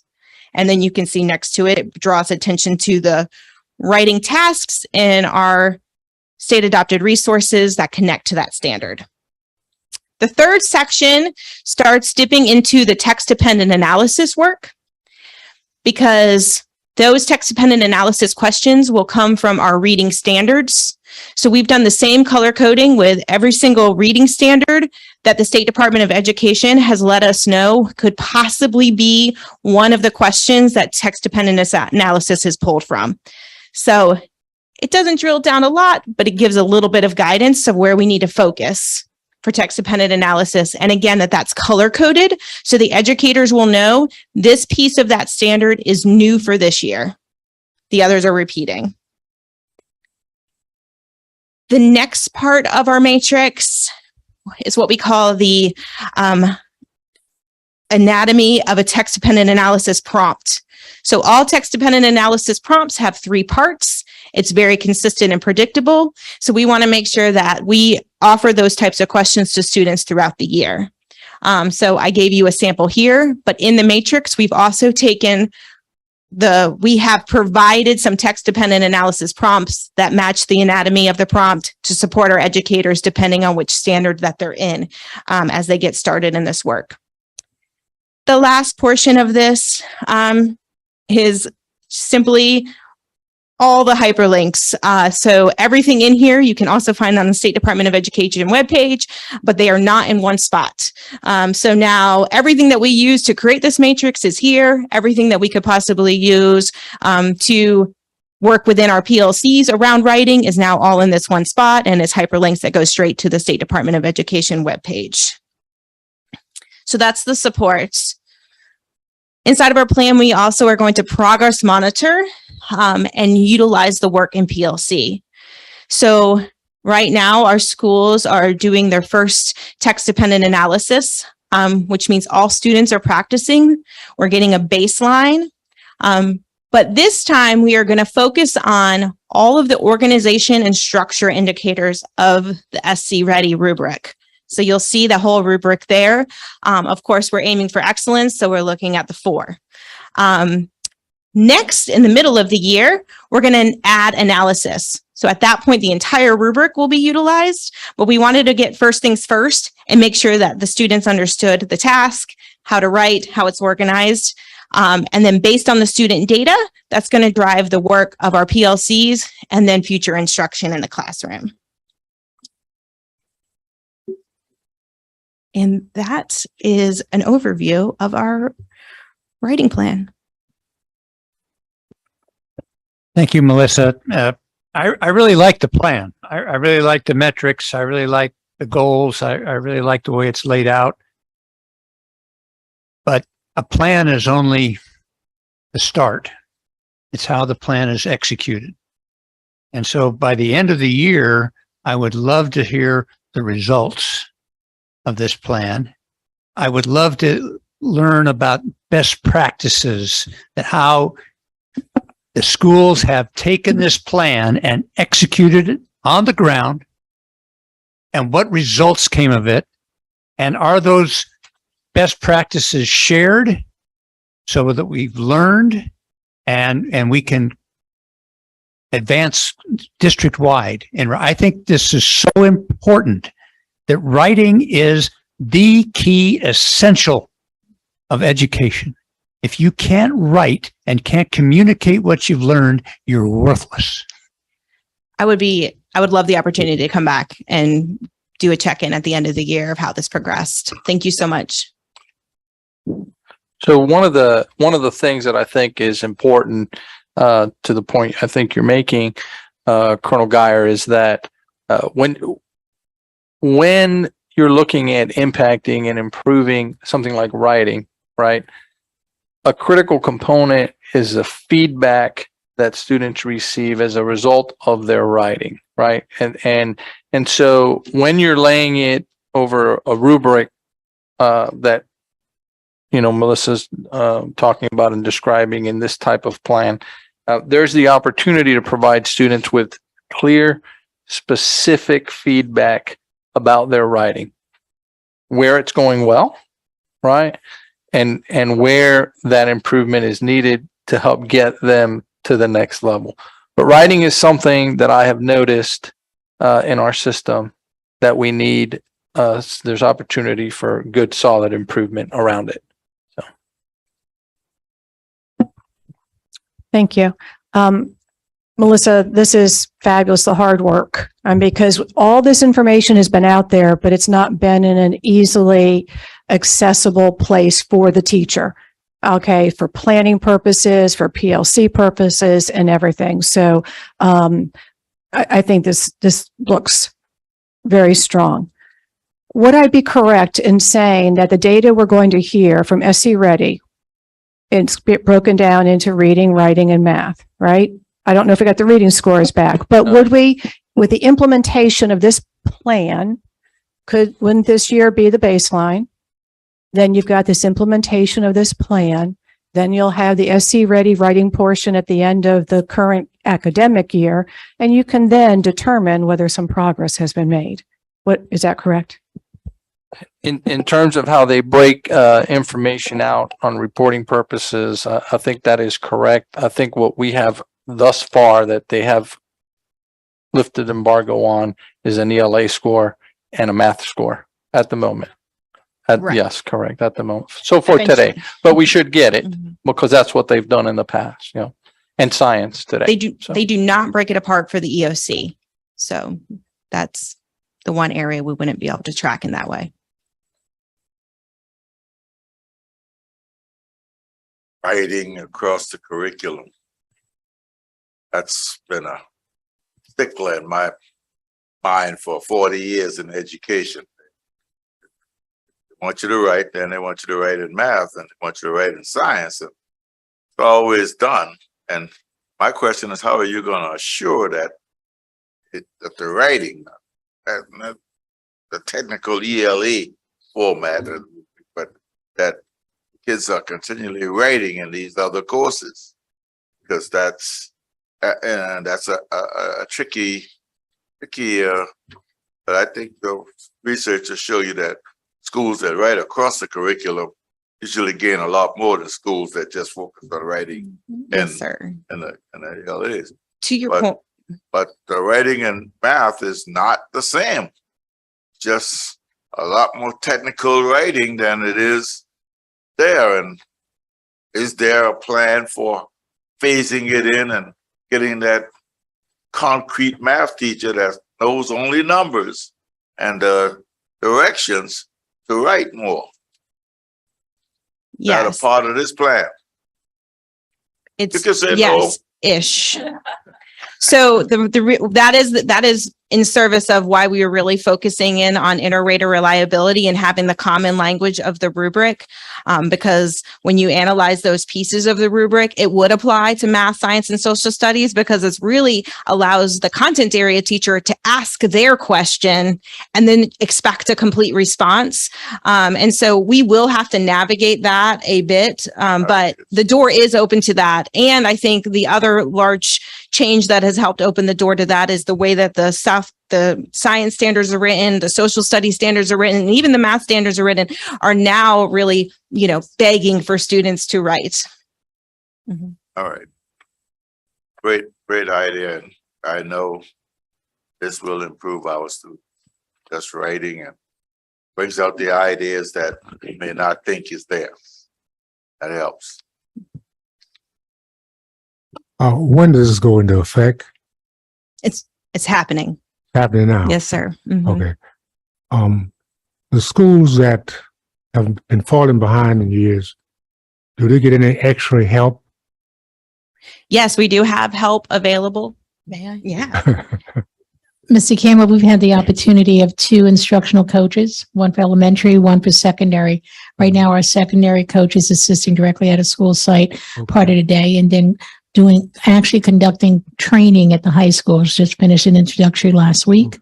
Additional schools at the secondary level from Frida Mechanic will have hands-on training with her and I'll let Melissa go into greater elaboration, but yes, the goal is across the district, providing additional support to the schools based on the information that we get from the formative assessments.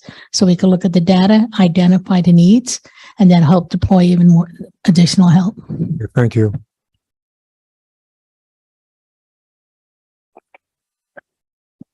great program. In terms of a tier 2 or tier 3 school, what does this look like? But also in terms of students that may have that may be in special ed or have IEPs, how is this? Because you may have students that writing may be difficult. So what does that look like in terms of tier 2 and tier 3 students? Yes, sir. So a few things are in place. Dr. Strato spoke to one about our district literacy coaches being utilized. In addition, we have monthly coaches meetings, so everyone will bring sample data, actually on the 13th. And then this will be some of the work. So then at the district level, some of this inter-rater reliability is measured, and then they can have their own student data samples to look from, and they'll bring it back to the school. But in addition, based on our committee work that we've previously done, we looked at student work samples from last year at all different levels of students. And so we actually have supports in place for that already. So depending on how a student responds at the organizational level, we have agreed upon this is a strong strategy to support them in this now. If it's the analysis level, we also have a strategy. And so this will allow us to have a common language across the district and get it off the ground. Eventually, students will outgrow those strategies, and then we will do something different. But right now, we have some good strategies that would be in place to support the different schools, depending on where they are. But I think the beautiful part about that, though, is going to still have a common language of expectations across all the other schools, because they'll be doing a similar strategy. That's definitely good to hear. And also, in terms of SPED students, how are we can hear a little more? I understand that that's the kind of the catch all, but are we doing anything special to help students who may have special needs, or how are we giving them any one-on-one? I mean, what are we doing in terms of those ones as well? You're actually a little ahead of us since we're just starting the implementation, but I want to make note, Mr. Smith, that a student with an IEP, what is written within the IEP is a priority. Our special education educators will be trained as well in the writing tool.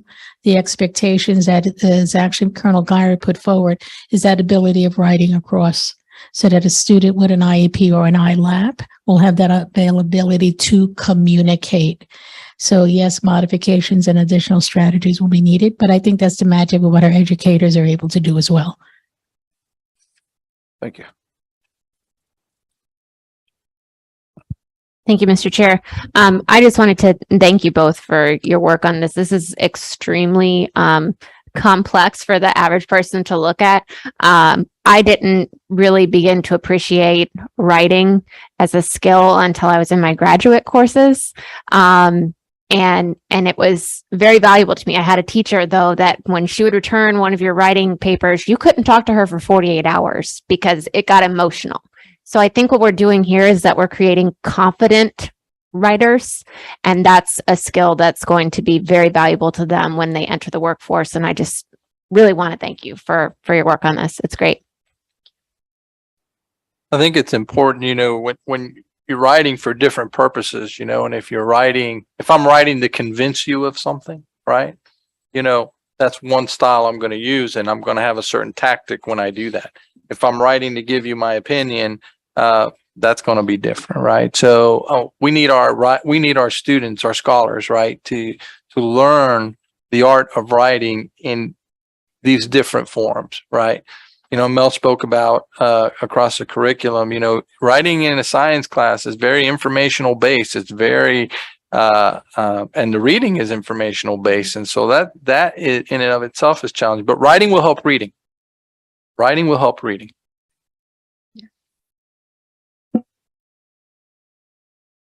Thank you to both of you. I would say also, how do you get to be good at writing? Write more. You got to write. That's just the way it is. And also the opposite of writing makes you a better reader makes you a better writer too. They go hand in hand together. And I don't think probably a lot of younger students realize how important writing is throughout their life in pretty much anything they do. You can convey your ideas well in words. that helps you a lot in so many different ways. I would say in my career is in medicine, I write all the time. And you wouldn't think, oh, no, you're a doctor. You look in people's ears or whatever. No, you write. Yep. And for different purposes. Mr. Smith. Well, just in turn of me asking that those questions is because in fourth grade, actually, I did have a teacher, Ms. Rosie Ladd, and her way of talking to you was to make you write. And there was a certain group of students who at time would not want to always write, and she would make us take the time out to write, but also she also took the time out to iterate what we were saying, and also break it down and make us use a different set of words. She would say those 2 and 3 letter words are not conducive for this grade level. So I mean, it's also in terms of also where you are at, as in how when we say intaking of students who may be in Head Start or regular school, who may come to us speaking 50 words versus 250 words, but all that comes into play in terms of writing, because you not only you have to have that vocabulary, but you also have to understand what you're writing and making sure that you can write, because writing is not a skill that you just come up on. It's a skill that's maybe difficult for some versus others. Thank you. Thank you. Thank you. Thank you. Both, appreciate it. Mr. Fallon, will you come up? And Mary, don't go too far. So what we want to do today, as I mentioned, not too long ago today, the state lifted embargo on the SC Ready and SC Pass. So that'd be reading, and that'll be math, and that'll be science. Okay. And so they've been working feverishly to pull together something to be able to share with you this evening based on a preliminary analysis. And so there is good news that's in here, but there's also, we know there's always work to be done, even though there is good news. And I'll mention this to you. In ELA, I'm going to take a little bit of his thunder, but he'll share it again, so he'll get to say it again. But in ELA, as an example, our scores are essentially past pre-pandemic levels. Okay. In fact, SC Ready in ELA was started in 2016, and we have scored the highest that the district has scored in ELA since the inception of the assessment. In math, we mentioned last year the significant impact that we saw as a result of the pandemic in math. We show growth across grade levels, but we're not where we need to be. And even though we have scored the highest that the district has scored in ELA, okay, in this SC Ready assessment, it's still not where we want to be, right? But there are celebrations in here that I think you're going to get to see today, and knowing that we all have work to continue to do, a lot of it. So, Daniel. And that concludes my presentation. Any questions? So good evening, Mr. Chairman, ladies and gentlemen of the board. Tonight, as Dr. Rodriguez mentioned, we are going to be sharing SC Ready and SC Pass assessment data, but we're also going to not shamelessly highlight areas of success. And one of those that you're not going to see in the data, but we do have to consider is the hard work of our educators over this time, over our time. But as Dr. Rodriguez also mentioned, we also very, very, very seriously understand that we have the need for continued growth coming out of this period of interrupted instruction. So the first part of the presentation, I'm going to give you the what. So what are the assessments that we're going to report? I'm going to tell you what we're going to go over. We're going to do 3 data slides. And then basically, if you just go to the last page of the presentation, it's everything you need to know is a pocket guide of what to take from the SC Ready and SC Pass assessments. So this evening, SC Ready, that is our statewide assessment in English language arts and mathematics. It is administered to grade 3 through 8 students. It is administered in the last 20 days of each academic calendar. And we do not have 2020 data, of course. It was suspended due to COVID-19 closures. South Carolina Palmetto Assessment of State Standards, or SC Pass, is a statewide assessment program for science. It is only administered in grades 4 and 6. That again in the last 20 days of the calendar, and then again no test data for 2020. So what are we going to cover data-wise this evening? We're going to go over the grade level proficiencies. That's meets and exceeds. We're only going to do meets and exceeds. That's we determined that a few years ago on SC Ready and SC Pass data. So we're going to do that by grade level. We're also going to aggregate the proficiency percentages by subgroup. And then we're going to take a look at that subgroup proficiency between the years 19 and 21, and then 21 and 22 to see any level of growth that occurred between those subgroups.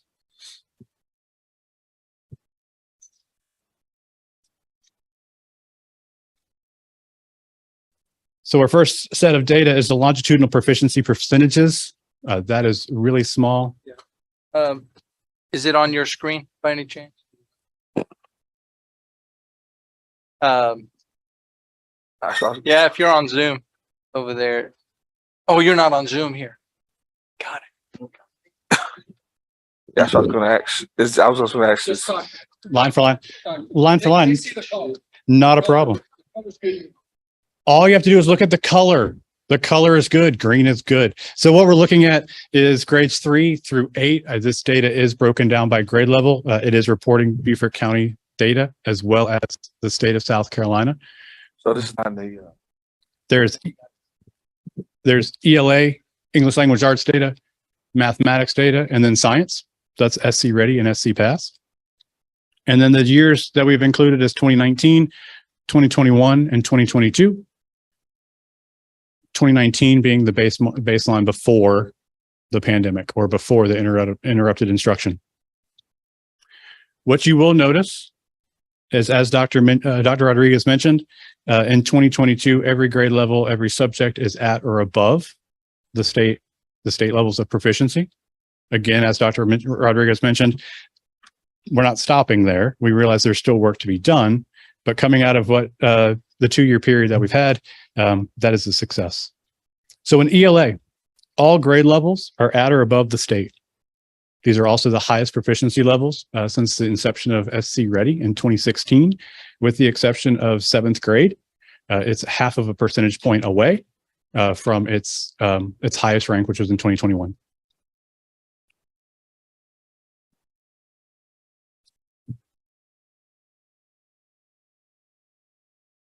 So mathematics, all grade levels are above the state.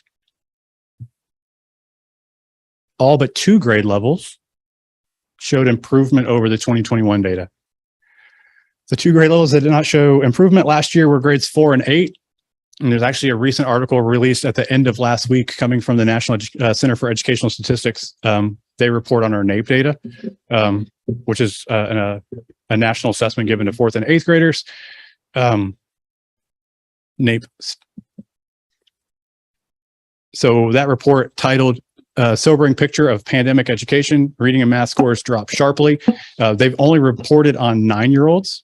Those are 4th graders. And that data shows a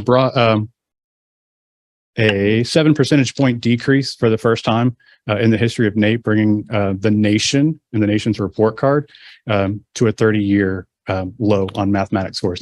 So just wanted to point out that this is a great thing that, and there's more information coming from the National Education Statistics, but their first glance through the data is showing that it is impactful to everyone. There's no areas that were left untouched by this. The Secretary of Education reported that there are that in math wiped out several decades of achievement in math. And that's a hole that the nation has to crawl out of, and we're no exception. You see it here. And then finally in science, both grades are higher than the state average, 4 and 6. Both grades did improve over the prior year. And grade 6 is nearly at pre-pandemic levels of proficiency.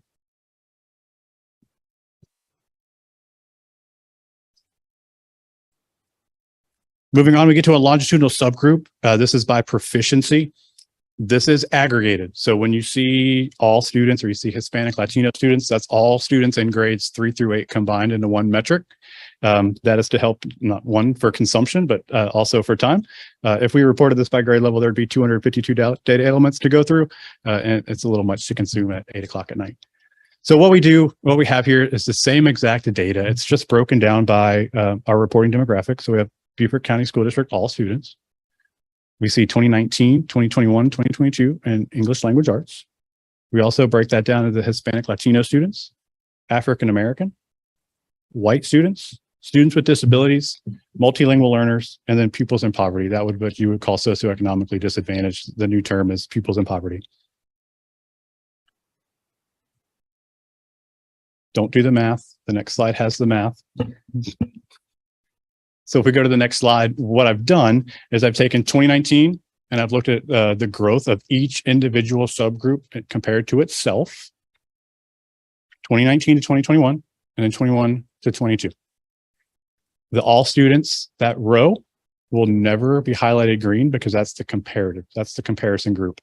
So to work our way through the data, 2019 to 2021, change in percent meets and exceeds. For that 3-year period of 2 test cycles with a pandemic in between, Beaufort County School District, all students lost roughly 0.22 of a percentage point in proficiency. What we see in the next line, Hispanic and Latino students, they are green because they grew 0.5 point, and that is more obviously than the 0.2 lost. African American students lost 0.5, Caucasian students 1.16. Students with disabilities grew 2.9 percentage points. Multi-ML learners lost 2 points. And then pupils in poverty, basically, they gained 1 point. So it's green if it is less of a loss or more of a gain compared to the all students. Does that make sense? Green, good. Green, good. On the chart, when we look over to ELA, when we look at 21, 22, and the only area in these 3 subject areas between 21 and 22 that did not have growth is our students with disabilities inside of English language arts. They did lose 0.2 of a point. All other subgroups did grow. If it's not highlighted, it just didn't meet or exceed the all student growth. So the growth is still there. The growth is still good. The subgroup is still growing, but it just didn't exceed the all students. We slide over to mathematics. We'll look at the 21 to 22. All subgroups grew. The all students grew, and the all subgroups outgrew the all students. And then finally, science, the all students grew roughly 6 points. All other groups grew as well, with African American, Caucasian, and students with disabilities outgrowing the all students. Dr. President.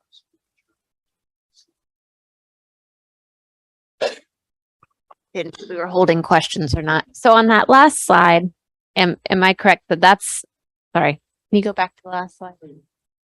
Awesome. So this isn't a pre-pandemic, the green is simply reflective of a percentage over the all students. No, it's their, yeah, it's their actual a gap. It's their proficiency compared to their proficiency. I did not give you a gap to the all students. I measured going into 2021 testing. That is a direct result between the two. So your 2019 data was the last uninterrupted school year with data. 2020, there was no assessment. 21, obviously, it was uninterrupted, with all the factors going on. And 22, half of the year, and some, you still had over 11,000 quarantines and all sorts of stuff like that. Okay. I was just looking to see if there was a chart or a graph that showed pre-pandemic numbers or 2019 numbers and what looks green now based on the data that we had from that to this. On the longitudinal. On the longitudinal? Yeah. Well, I would just say the answer is no in this presentation. Okay. Just keeping in mind that just got into this today. So, I mean, yes. Just kind of quick. Yeah, I've got my phone. So the final slide, what have we learned? It's a lot, and I will go over it quickly. But Beaufort County School District is experiencing a period of academic recovery. So when we highlight English language arts, again, all grade level proficiency percentages are back to pre-pandemic rates, with the exception of grade 7. It's only half of a percentage point away. So we could say we're at that level once again. ELA percentages are the highest again. Grade 7 is the only one. The highest scores we've had since 2016. All scores are equal to or greater than the state. 2022 ELA scores are greater than the scores in 2019, and all grades except 7, which is showing just slightly slower growth. And all subgroups showed growth with the exception of students with disabilities. We covered that on that slide, but all showing growth between 2019 and 2021. Mathematics, all scores are equal to or greater than the state in all grade levels. While 2022 math scores have not yet reached the levels of proficiency of 2019, each grade level did increase over the 2021 scores. All subgroups showed growth between 21 and 22 assessment administrations. And finally, science, scores reflect very similar trends as mathematics. Both grade levels are above the state percentages. We have increased over 2021. We have not quite rebounded to the 2019 percentages of proficiency, and all subgroups showed growth between the 21 and 22 assessment administrations.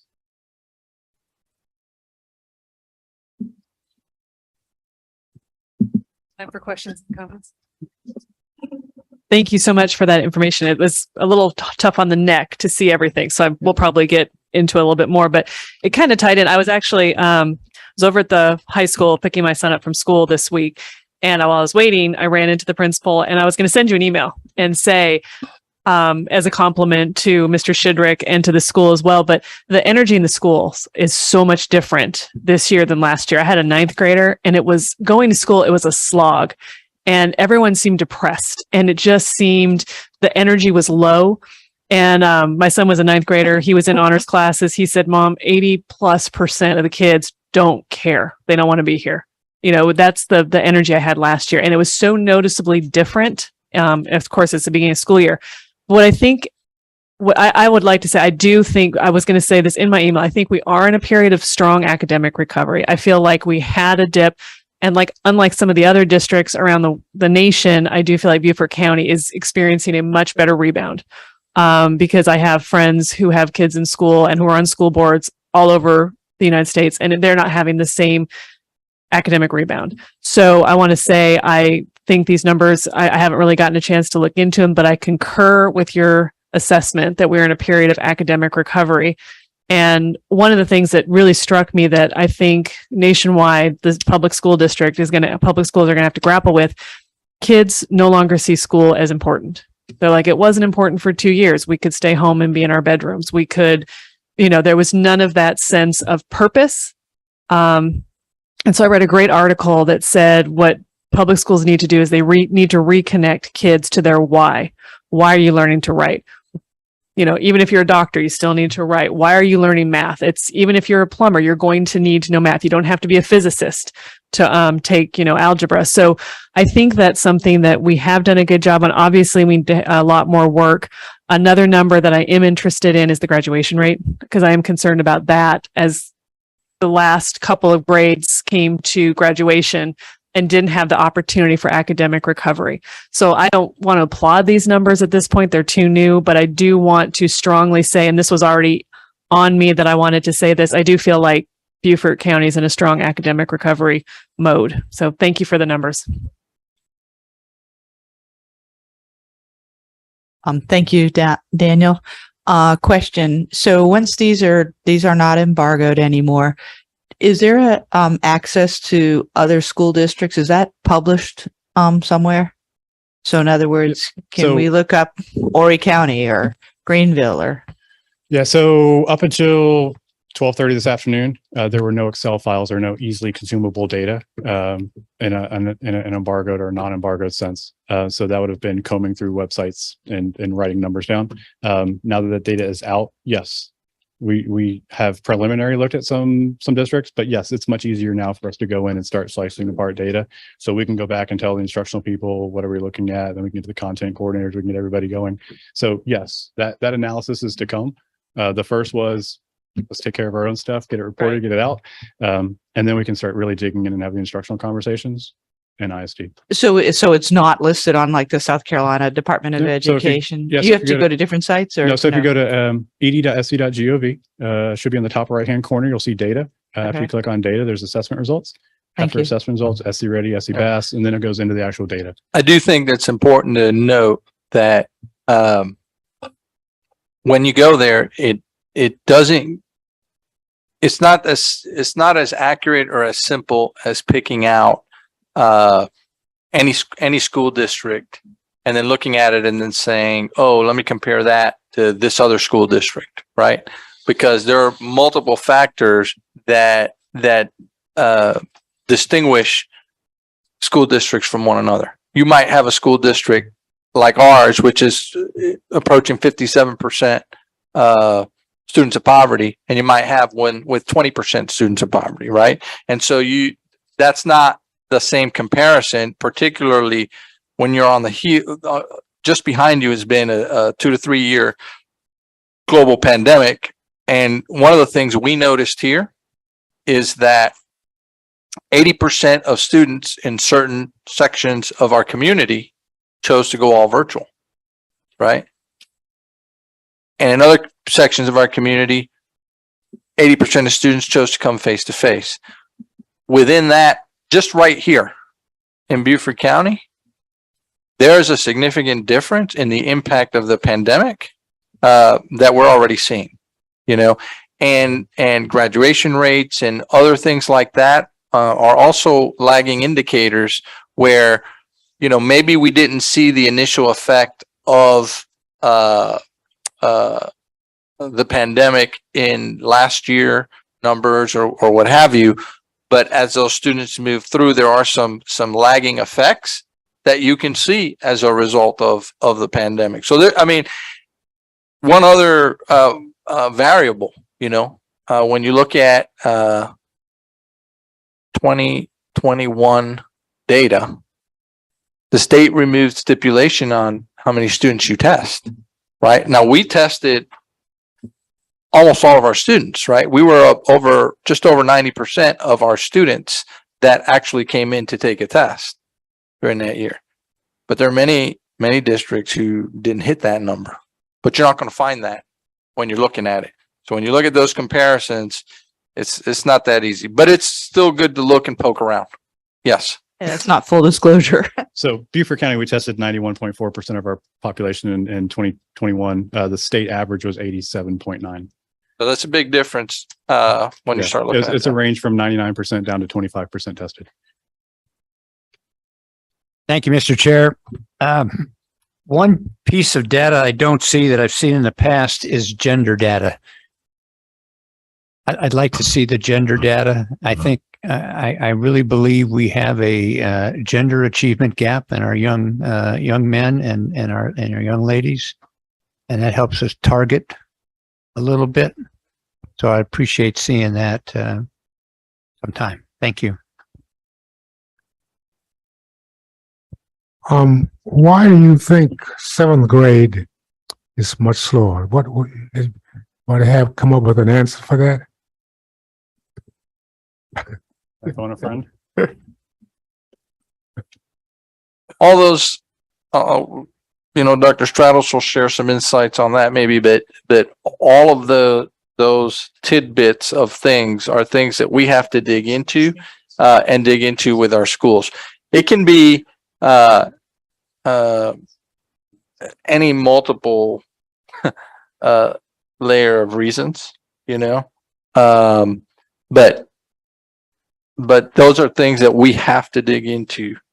If we want to keep moving, right? You have to keep lifting these rocks up and seeing what's underneath it and what's causing different things, every time you get data, whether it's diagnostic data, whether it's this kind of data, you have to keep digging and lifting the rocks up so you can see. Mary, is there something you wanted to add to that?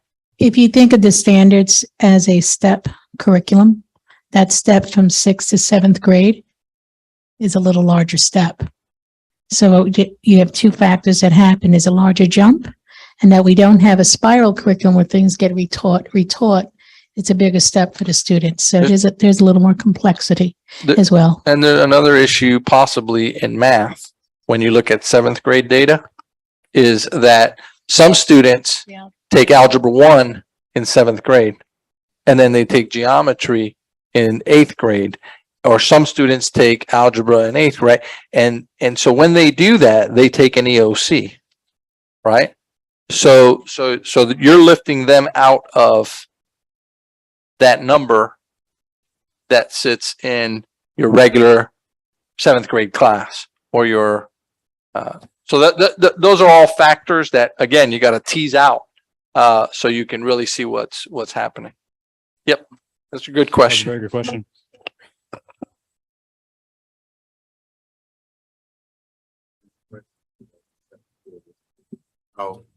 How is that related to the traditional scores for 7th graders? Yes, you kind of answered it. And you know, when you think about 7th graders, they're in the middle of the middle school. You got to think about the social aspects of that too. They're comfortable enough to not do a whole lot because they're going to be the big dogs in the 8th grade. So that don't drive them too much for the incentive for test scores. But 8th graders got a different incentive. They're going to get to the 9th grade. They're going to carry a good record to the 9th grade. So they dig in a little deeper. So that's another thought about it.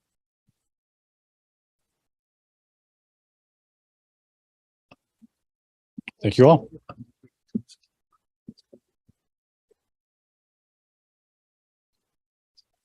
That concludes our superintendent's report. All right, thank you. The consent agenda. I move that we approve the consent agenda. Ha. Second by Mr. Earl Campbell. 4. Okay, all those in favor? Aye. It's unanimous. Future agenda topics? Yes, Mr. Smith. The executive session folder information. How do the process of that of that information and how it's handled? I'm not understanding, and I'm going to have to understand them. Basically, once we vote on the information in executive session, how I'm understanding it is that information is public. Some of that stuff that we have in those folders, and also, just like today, I was, I guess, chased down just to get the folder. But so I just want to understand what's the process of what we do with those folders, and also, once the information is voted public, then that information is once it's voted on, then that information is public. So I just want to talk about that process, because that's been something. What is the process of the executive session information? That's something we've talked about before. So the process of it, but yeah, just to get into it. Okay. Announcements. Okay. Second public comments. There is no one here. But they have some on the phone. We do have one on the phone.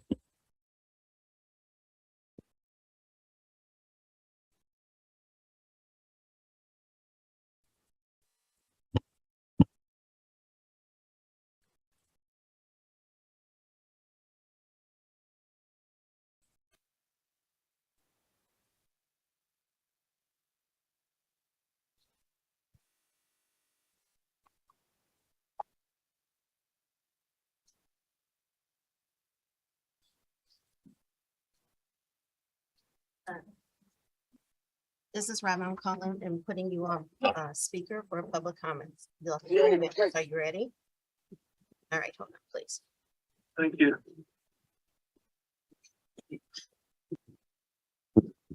Go ahead. Hi, good evening, Mr. Chairman, board members, Dr. Rodriguez, and staff. Thanks for giving me a chance to speak tonight. I have to say, it's great to hear some great news from you in regards to everything that's passed tonight and the information on testing. And for that, I'd like to say thank you. As a parent, I can appreciate the hard work that's being done to get the results that you're aiming for. One other quick question is if it's possible for you to maybe revisit my comments previously regarding the Protection of People's Rights Amendment. That's 20 U.S. Code 1232H. It's come to my attention this year already. My son has been asked to sign 2 different documents without me being present. And while they may be irrelevant to some people, this is a bad habit to have a minor child signing documents without parental consent. And if you could please look into letting your principals know and the teachers know that if there's something that has to be signed by a parent, they shouldn't really tell the students to sign it in advance. Last thing would be looking into adopting possibly a restricted student cell phone policy if there isn't one already in place. I think that's kind of a little bit of a distraction for some of the students, and I know it's distracting for some of the teachers. And last but not least, any chance we can get the air conditioning working in my son's classroom over at Hilton Head Elementary? I'm sure a work order's been put in, but I wouldn't be a dad if I wasn't asking for a little bit healthier environment for the teachers and my kids. Have a good night. Thank you.